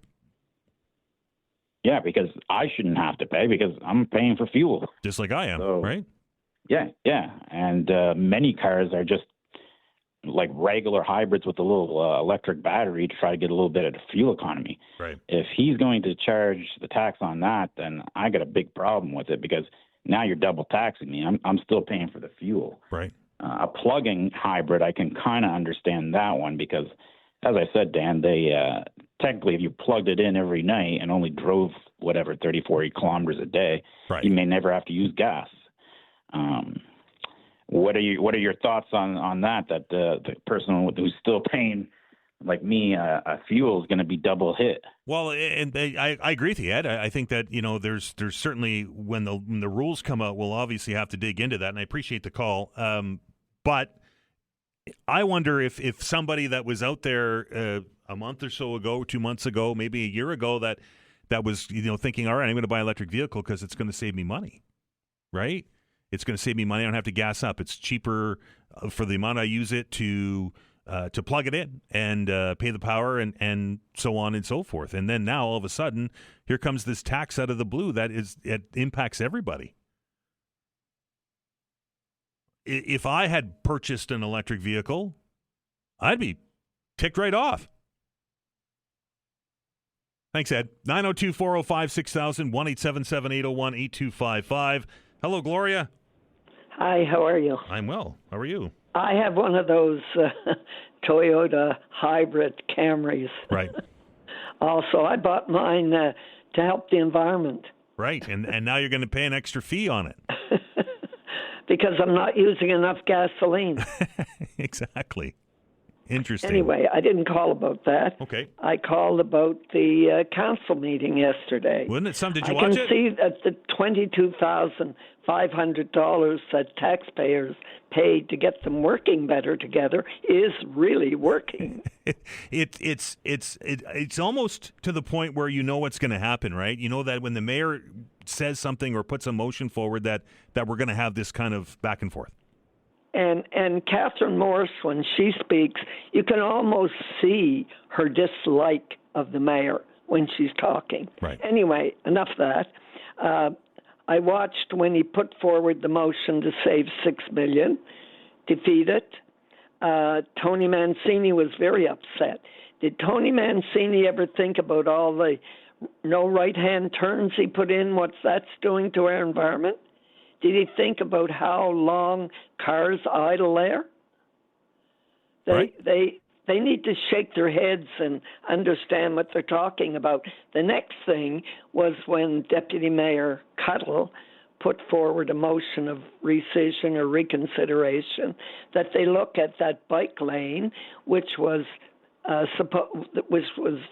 Highfield. They moved it to Jackson to save $3 million. Still in a good, still the A class or whatever they call those AAA, bike lanes. Yep. Sam Austin had a hissy fit and talked about it, how terrible it was to move it, and they all voted against that motion. and then the mayor had a couple of other cost-saving things that they voted down too. So, I just sat here shaking my hand, but then they voted to increase resources in the councillor's office. Can you believe it? Right. and the and optics don't look very good, do they? A couple of days ago, criticizing the mayor for adding an extra staff member. So they're not sincere about anything they say. And Dan, the next time you're on there talking about how hard the councillors have it and what a tough job it is, give me a break. I did it for 23 and a half years. I was 85 when I left there. Because of my work ethics, I got all my work done, and I never felt that I was truly overworked. So don't make it sound so tough for them. They're being well paid, and they have staff doing a lot of their work. I rarely used the staff member. I did my own work. So this council, I can't understand them. Where are they going to make cuts? Here was a chance to save over, $10 million yesterday, and they voted it down. Right. So what are they going to do? Yeah, it's next week is where the rubber hits the road, right? That's where we start seeing all of these lists come together. Yeah, the rubber hit the road with them. It'll be bicycle rubber. Gloria, I appreciate it as always. Okay, bye-bye. 902-405-6000, 1-877-801-8255. Gloria McCluskey never pulls a punch, does she? We're back after the break.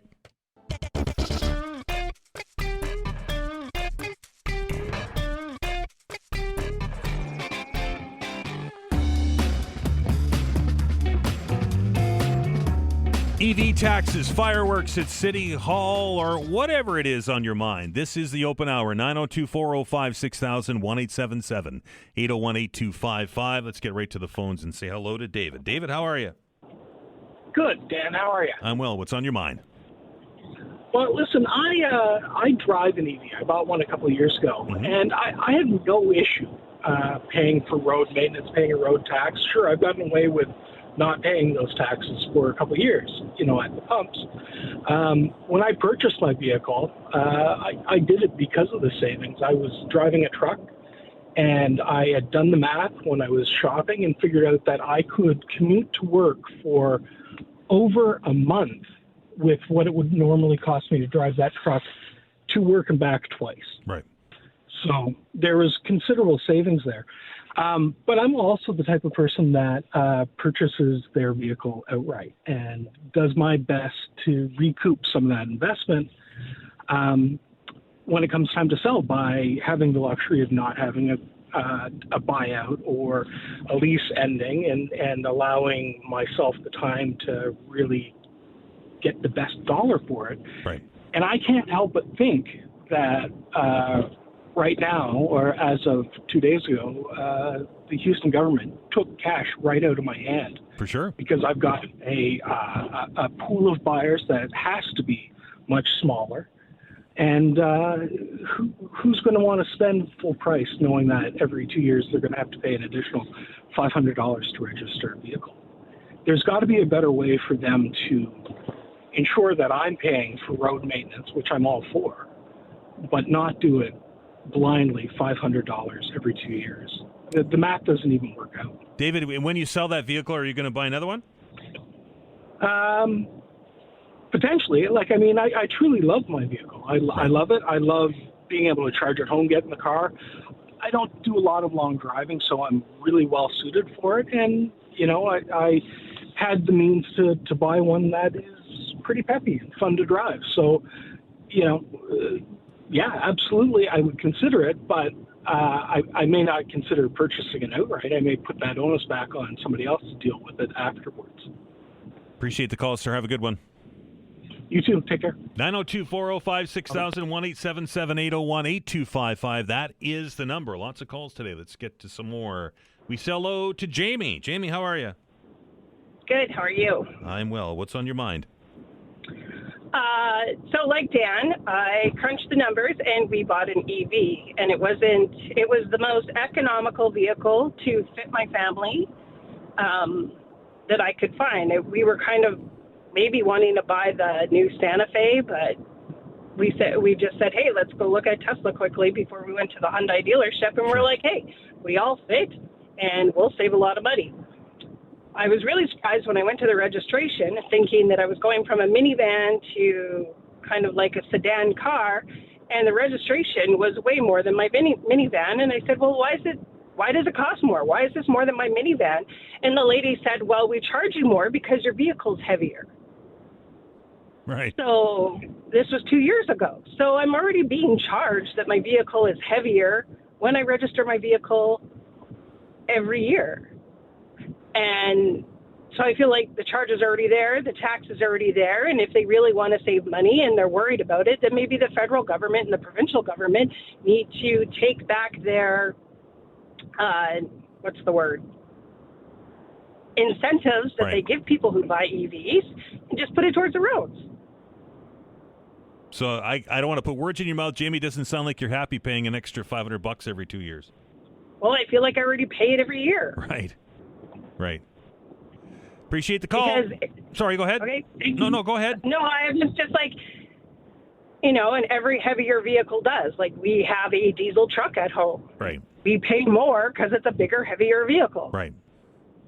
But my Tesla is smaller than my minivan, and I paid less for my minivan, but it's heavier, harder on the roads, bigger. So I don't understand the justification. Jamie, I appreciate the call. Thank you. 902-405-6000, 1-877-801-8255. Where are we next? Let us welcome Ismail to the program. Hello, sir. Hello, good morning, sir. What's on your mind? I drive. I'm a taxi driver, right? I drive a 2024 Tesla Model Y, and before that, I had a Toyota Avalon. My Toyota Avalon was 1,610 kilo. My Tesla Model Y is 2,003 kilos, so around 400 kilos more than my Avalon, right? Right. So when I bought my car, I put the charger in the house. The charger cost me around $1,500. My power bill went up to, for example, from $250, it went up to $750, $760. And the tires I buy, for example, it will cost me around $2,200 to buy tires for the car. And every year you have to buy tires. And plus, my insurance went up too. My insurance went up by almost like $200 a month, right? Holy smokes, really? Oh, yes. Right now, I'm paying $756 for the insurance because I have all coverage on the car. They say it's an expensive car. If you get an accident, then it's gonna cost them a lot of money to fix it, right? Right. So they charge us a lot of money.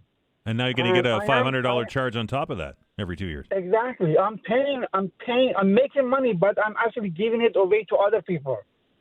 None of it comes to me. None of it, right? Plus, I have to pay the taxes and stuff too. So if when you're done with this one, obviously it's a taxi driver. You put lots of miles on. Are you going to buy another electric, or are you going to go back to gas? Well, to be honest, I love the car. It drives nice. My customers, they like it. Right. For almost very much for every customer, I have to put the back window down and tell them how to open the door because it's something new for everybody, right? For sure. Yep. Yeah. So anyway, it drives nice. It's fast. It's an amazing car. I love it. But if you're gonna cost, and you're gonna, by the way, you're gonna cost me $82,000 by the time I pay the car off. So I have to give actually $82,000 to the bank, right? Right. So if they're going to charge me that $500, I'm not really sure what to do. I'm going to have to wait. If this car doesn't give me any problem in 5 years when I pay it off, then I would love to go buy another one, yes, because the car drives nice. But it's very expensive. It's not a cheap car, that's for sure, right? Ismail, appreciate it, sir. Okay, thank you, sir. Have a good day. 902-405-6000, 1-877-801-8255. I was thinking about earlier caller. It was was it Ed or David that was talking about the gas over electric hybrid, right? And if that is included in this $250, obviously it's not the $500 every year. It's $250. It's cheaper because you are paying some of the road tax, right? Because you're paying with fuel. But if weight, as the Premier was suggesting yesterday, is the only or is the reason for this to make it fair, I think that was the word he used, was fair, then can we expect F-150s and Dodge Rams and Chevy Silverados and some of those big Lincoln Navigators and things that are over X amount of weight to also get a surcharge? I mean, they're paying for gas. Trucks are filling up with gas, and so are the big SUVs. But the Premier was telling us this was a weight issue and damage to the road. So I'm going to assume that my truck makes the same amount of damage to the road that a Tesla does. If they're the same weight, I think my truck's heavier than the Teslas are. So am I in the future going to look at this because I'm not paying enough road tax? Something to think about, right? 902-405-6000, 1-877-801-8255. Couple of emails very quickly before we take our next break. Ken writes, with regards to the fireworks, can I call it that, at HRM Council over the last day or so? It says, if HRM will not follow the lead our premier is setting for the province, then I sincerely hope he intervenes into HRM's budget debacle. Councillors on your very show often cite to callers it's a provincial matter, and let the province make the difficult decisions for them if they will not. Cheers and thanks. That comes to us from Ken. This one from Rob, it says, hey, the mayor's right. Among many things we can't afford at the moment is the mostly symbolic attempt to improve the global climate. The list of sacred cows continues to grow. HRM represents, according to his numbers, 0.003% of the total global greenhouse gas emissions annually. Even if we shut down every gas-burning car, factory, power plant, and bus, we would make no measurable difference to climate change. That comes to us from Rob. 902-405-6000, 1-877-801-8255. The Mid-Week Meltdown Open Hour continues right after this news update. All right, welcome back. The Mid-Week Meltdown Open Hour continues. 902-405-6000, 1-877-801-8255. Several of you have been on hold for a long time, so we'll get to your calls as quickly as we can. And let's welcome Ron to the show. Ron, how are you? Good, Dan. Yourself? I'm well. What's on your mind? Well, listen, I bought an EV about 3 months ago, back in December. Mm-hmm. And I knew buying the EV going into it, I live in an apartment building, that there was no charging available where I live. Okay. So I use the chargers around the city and around the province, the fast ones, to get a charge. And I've never had a problem pulling up to a place where I had to wait to get charged. But my point being is that I have this vehicle and I'm getting charged up here and I'm paying taxes on these fast charges. So now I'm paying taxes at the fast charger because I don't have at-home charging, and the government is going to put that $500 on top of that. So I kind of feel like I'm contributing twice, and they're taking a lot of money from me. Ron, when you get charged up, I don't have an EV, so I have to ask lots of questions. When you get charged up at these fast charging stations, do they break down the cost into taxes, or is it just like you go to the pump and it's a set fee per minute or whatever it is? I mean, it shows your taxable amount on each transaction. So right. I don't know what it is or where exactly it goes, but I would suggest that money that's collected at these fast chargers must go back into the roads and grounds, the same as they would from anybody who's gassing a vehicle. Ron, you said you bought your EV about 3 months ago. If this charge was on the books, then would you have bought it?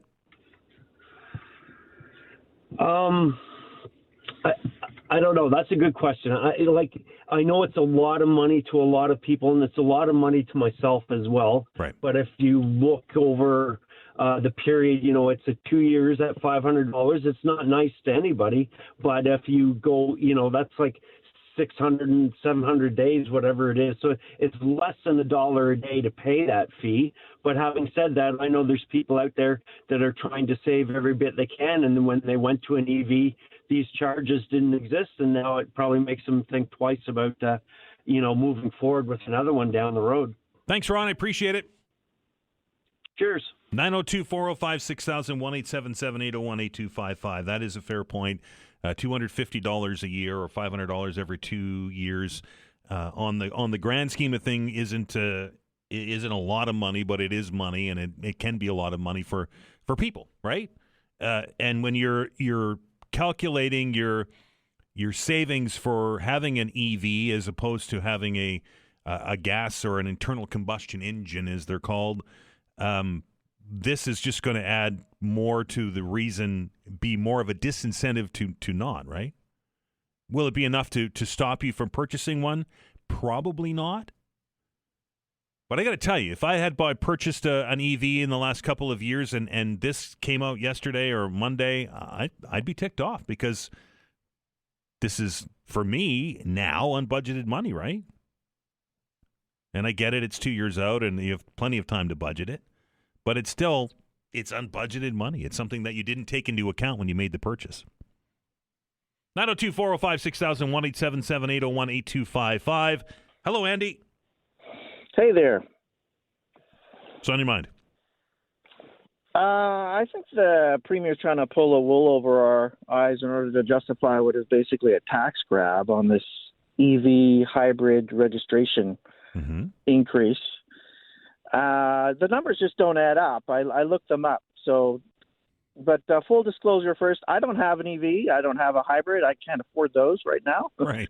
So, and at this rate, I may never be able to afford it if the price keeps going up like that and there's more fees. So, but the Premier said that the justification for this tax grab is the fact that EVs are heavier, which is on average true. They're about 20% heavier than the average vehicle.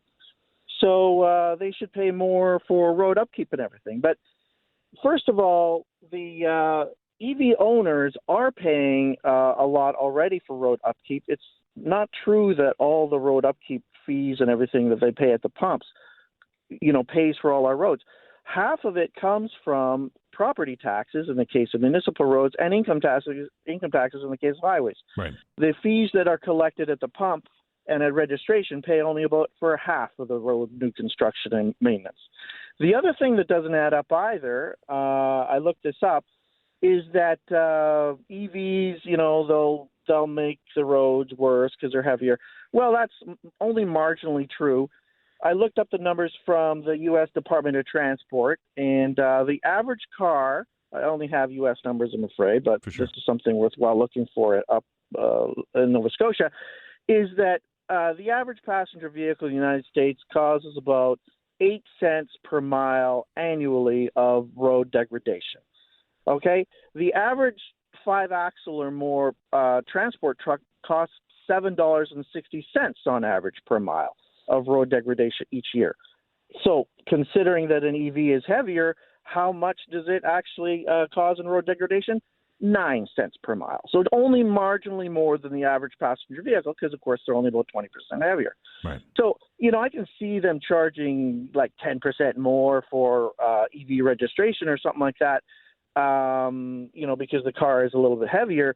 But I understand that that's already happening, as some of your previous callers have been saying. Right. When you register, it's based on weight, right? That's right, how we register. Exactly. So this is just nothing but a thinly veiled tax grab. And it's a tax, by the way, on the people who shouldn't be taxed. They're the ones that, are doing what is essentially good for society. Like, there's an anti-Pigovian tax. A Pigovian tax is a tax on something that is bad for society, like smoking or whatnot. This is a tax on something that is good for society. We should be encouraging people to adopt, lower emission vehicles like EVs and hybrids. Again, I don't have one. I hope to get one someday, but this announcement makes it less likely that it will be anytime soon for me. Thanks, Andy. I appreciate it. No problem. Good facts, good figures, and an interesting analysis, right? Maybe the part of this announcement that really just didn't sit well with me, and I am like Andy, and I think I've said it several times now. I don't have an EV. I, to be honest, don't have much of an inclination to get one, but that's just me, right? That's my preference. But I think maybe this tax isn't sitting well with me because of the way that it's being framed. Do you think it would have come across better if the Premier would have stood up at that podium yesterday and say, hey, look, here's the deal. We need to generate more money to repair our roads. EVs aren't paying the same amount of road tax on fuel that gassers are. In fact, they're not paying any of it if they're purely electric.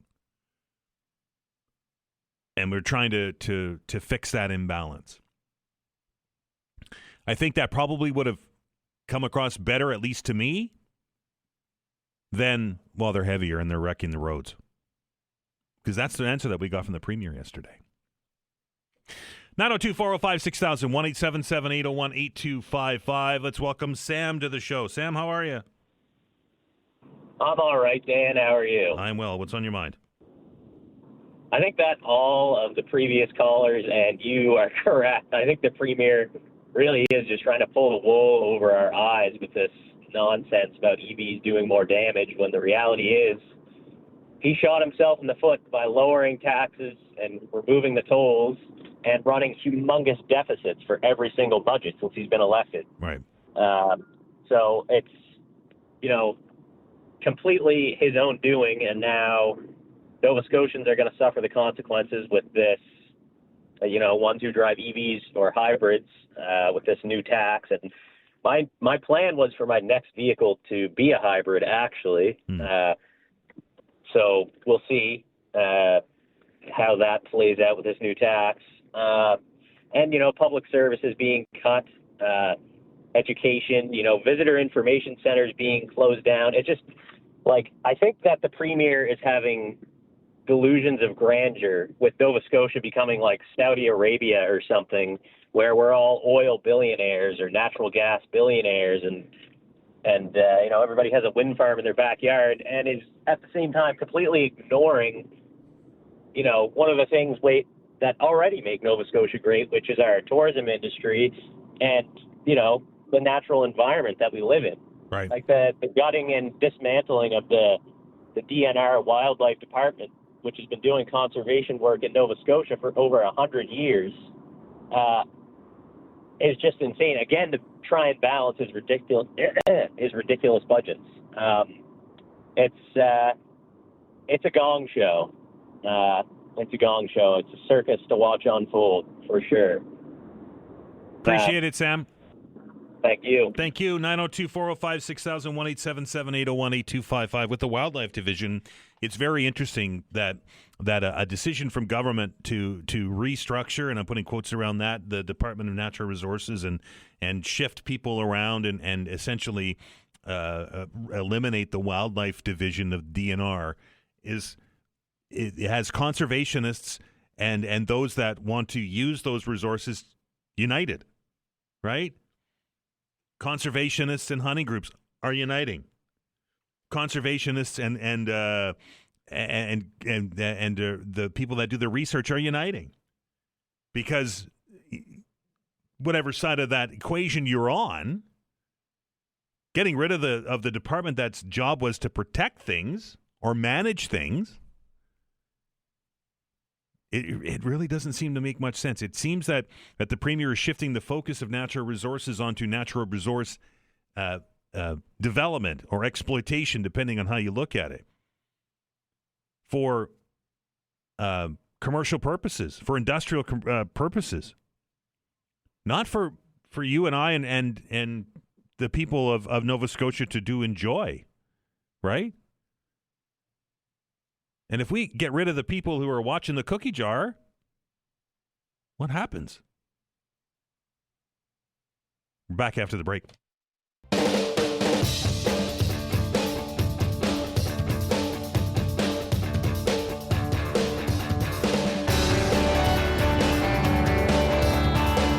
All right, welcome back. Open hour continues. The Mid-Week Meltdown, 902-405-6000, 1-877-801-8255. That's the number. There are a couple of lines open if you want to get into the conversation. This is, of course, the open hour. You can talk about whatever it is on your mind. That's the normal rules that apply here, but we're focusing on EVs and EV taxes here in Nova Scotia, and the $500 every 2 years the Premier announced as part of the provincial budget for purely electric vehicles, $250 for hybrids, which will be attached every 2 years as well. I'm assuming it's going to be all part of your registration process with your plate stickers. But I wonder if that is souring your opinion or changing your mind on electric vehicles in Nova Scotia. 902-405-6000, 1-877-801-8255. Hello, Rodney. Hey, how you doing today, Dan? I am well. What's on your mind? Just a couple things. First off, I like the show. Thank you. I listen to it every day. Appreciate I really that. enjoy Counselors on the Hot Seat. I wish it was a little longer, but it is what it is. It is. It's tough to get them in here for an hour, never mind longer. Yeah, I heard you there. So just a quick point to touch on your tax on this EV and these hybrid vehicles. I don't own a hybrid or an EV, but the reason for my call, I believe Nova Scotia Power tried to pass along same sort of thing a while back by implementing a fee to people who are using solar panels. Did they not? You got me there. They very well may have. I know that there's been some discussion about them not keeping credits throughout the year anymore, but I don't know about the fee. I thought, now I could be wrong, I could be mistaken. I've been known to be wrong before, but I thought the Nova Scotia Power talked about just that, implementing a fee for people on solar panels. Well, now, I very quickly grabbed the Google here, and the AI says that there's no specific universally applied solar panel fee for all. A controversial $8 a kilowatt monthly system access charge for solar users was proposed in 2022 to cover grid infrastructure, though was largely opposed. So that's what the AI says. I don't know if it's 100% correct or not. Okay, I stood corrected. But anyway, I just thought I'd reach out and ask that. Appreciate it. Have a good one, Rodney. Yep, you too. Thanks. Cheers. 902-405-6000, 1-877-801-8255. That is the number. Let's, we got two Jamies. Let's go with Jamie 1. Jamie, how are you? Good again. How are you? I'm good. What's on your mind? I did a little Googling too. 15.5 cents per liter provincial tax on our gasoline. Yeah. Roughly, on an average week, I burn approximately 50 liters of fuel. Okay. Run of the year, it's a few dollars over $400 that I'm giving tax on to drive my vehicle. So why would an electric vehicle not have to pay a road tax? That's a fair question. That's what it works out to at 15.5 cents a liter, burning 50 liters a week. Is the entire provincial tax go to the road tax? I'm not sure. No, I believe it initially was meant to. It probably doesn't anymore. It probably goes in general coffers. It likely does. But either way, you are paying, or I am paying, that 15.5 cents in provincial tax on a liter of fuel. Few everybody does. So, I certainly have to go get gas on the way home. And I drive a half-ton pickup, and every 2 years, it's a couple $100 to license it. Yeah. And we're paying that fuel tax every time we go pull into the pumps. But 50 liters will bring you right around, at 52 weeks, around $403 and change, I think. Appreciate the math, Jamie. So, okay, that's what Google says for tax rate, so that's just numbers. Okay, Appreciate Dan, it. thanks. Have a good one. 902-405-6000, 1-877-801-8255. Last word today goes to Jamie. Jamie, how are you? I'm good. How are you? I'm well. What's on your mind? You're talking about all this tax money that we're collecting for EVs and, gas and everything. I'd like to know what they're doing with the money because they certainly aren't paving the roads with it. Yeah, the roads are terrible this year, aren't they? Listen, I grew up, my first job ever was at Standard Paving with my stepdad, and we used to run around, and after Halifax Water Commission would cut a hole to fix a pipe, we would go around on Friday afternoons and pave the holes in. Right. I don't know who's training these people to pave the holes in now, but if you drive down Sackville Drive where they're building all these apartment buildings, they cut a hole in the middle of the Sackville Drive, which is a very busy road. For sure. You got people coming in behind with asphalt. I don't know if they're using a gravel rake and not an asphalt rake. I don't know if they're just patting it down with their feet. But there's one on Glendale, just by the lake there on Glendale Road in Sackville. Literally, people swerve into the other lane of traffic to avoid this speed bump. It's a reverse speed bump is what it is because you drop down in the hole and then you almost get air when you come out the other side. Yeah. So I'd like to know where has the quality of work gone to fix our roads? I realize that it's the middle of winter and maybe you're going to go back in the summer and fix it. Maybe they have to dig it up again to do something else. But the potholes and the roads around here, I mean, it's like we're living in a third world country. They're pretty rough. Jamie, I appreciate it, sir. All right. You have a good day, sir. You too, sir. 902-405-6000. 1-877-801-8255. Remember that number, folks, because we're going to do this again tomorrow, the Friday. Free-for-all is just a couple of days away. We're going to do the Thursday or Friday Eve open hour tomorrow. So I hope that you can join the conversation. That's going to happen at 11 o'clock. It'd be nice if it was Friday tomorrow, but it's certainly not. It feels like it's been a long week. Thank you to all of you who picked up the phone, dialed the numbers, and joined the conversation. I truly appreciate it. Tomorrow is Thursday. Folks, we're going to do the open hour just a little bit different tomorrow with all of the fun and frivolity that has been happening around the council table as of late. The rift, as I have described it, developing between the council and the mayor. We thought it appropriate to ask HRM Mayor Andy Fillmore to join us. The only time he can do it is at 11 o'clock tomorrow. So we're going to begin the open hour with a conversation with the mayor. We're going to get down to the brass tacks of this rift that has developed at City Hall and if there's a way to work around it. That's going to be part of the open hour tomorrow.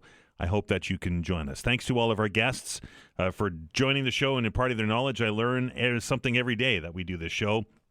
And thanks to Vanessa Vandeness on the other side of the glass, does outstanding work each and every day, keeping the show on the rails. Some days easier than others, but we managed to get it done just about every day. Tomorrow is Thursday, of course. We will have a conversation with the mayor. We will open up the phone lines at the end of that to allow you to voice your opinion. That's what we're doing here. It's getting tougher to do these days here. And we appreciate you when you do that on the program. It looks like it's going to be another snowy night, folks. Only about 5 centimeters in the forecast, but that's enough to make things a little tricky out there if you're driving around tonight. I understand the temperature is going to rise tomorrow, so maybe we don't have to shovel. Maybe we do. I guess only time will tell. Until tomorrow, everybody, get out there and enjoy Nova Scotia. We're so lucky to live where we do. It is a beautiful place to live, despite its troubles with its governments. We'll talk to you tomorrow. Until then, folks, be well and be kind to one another.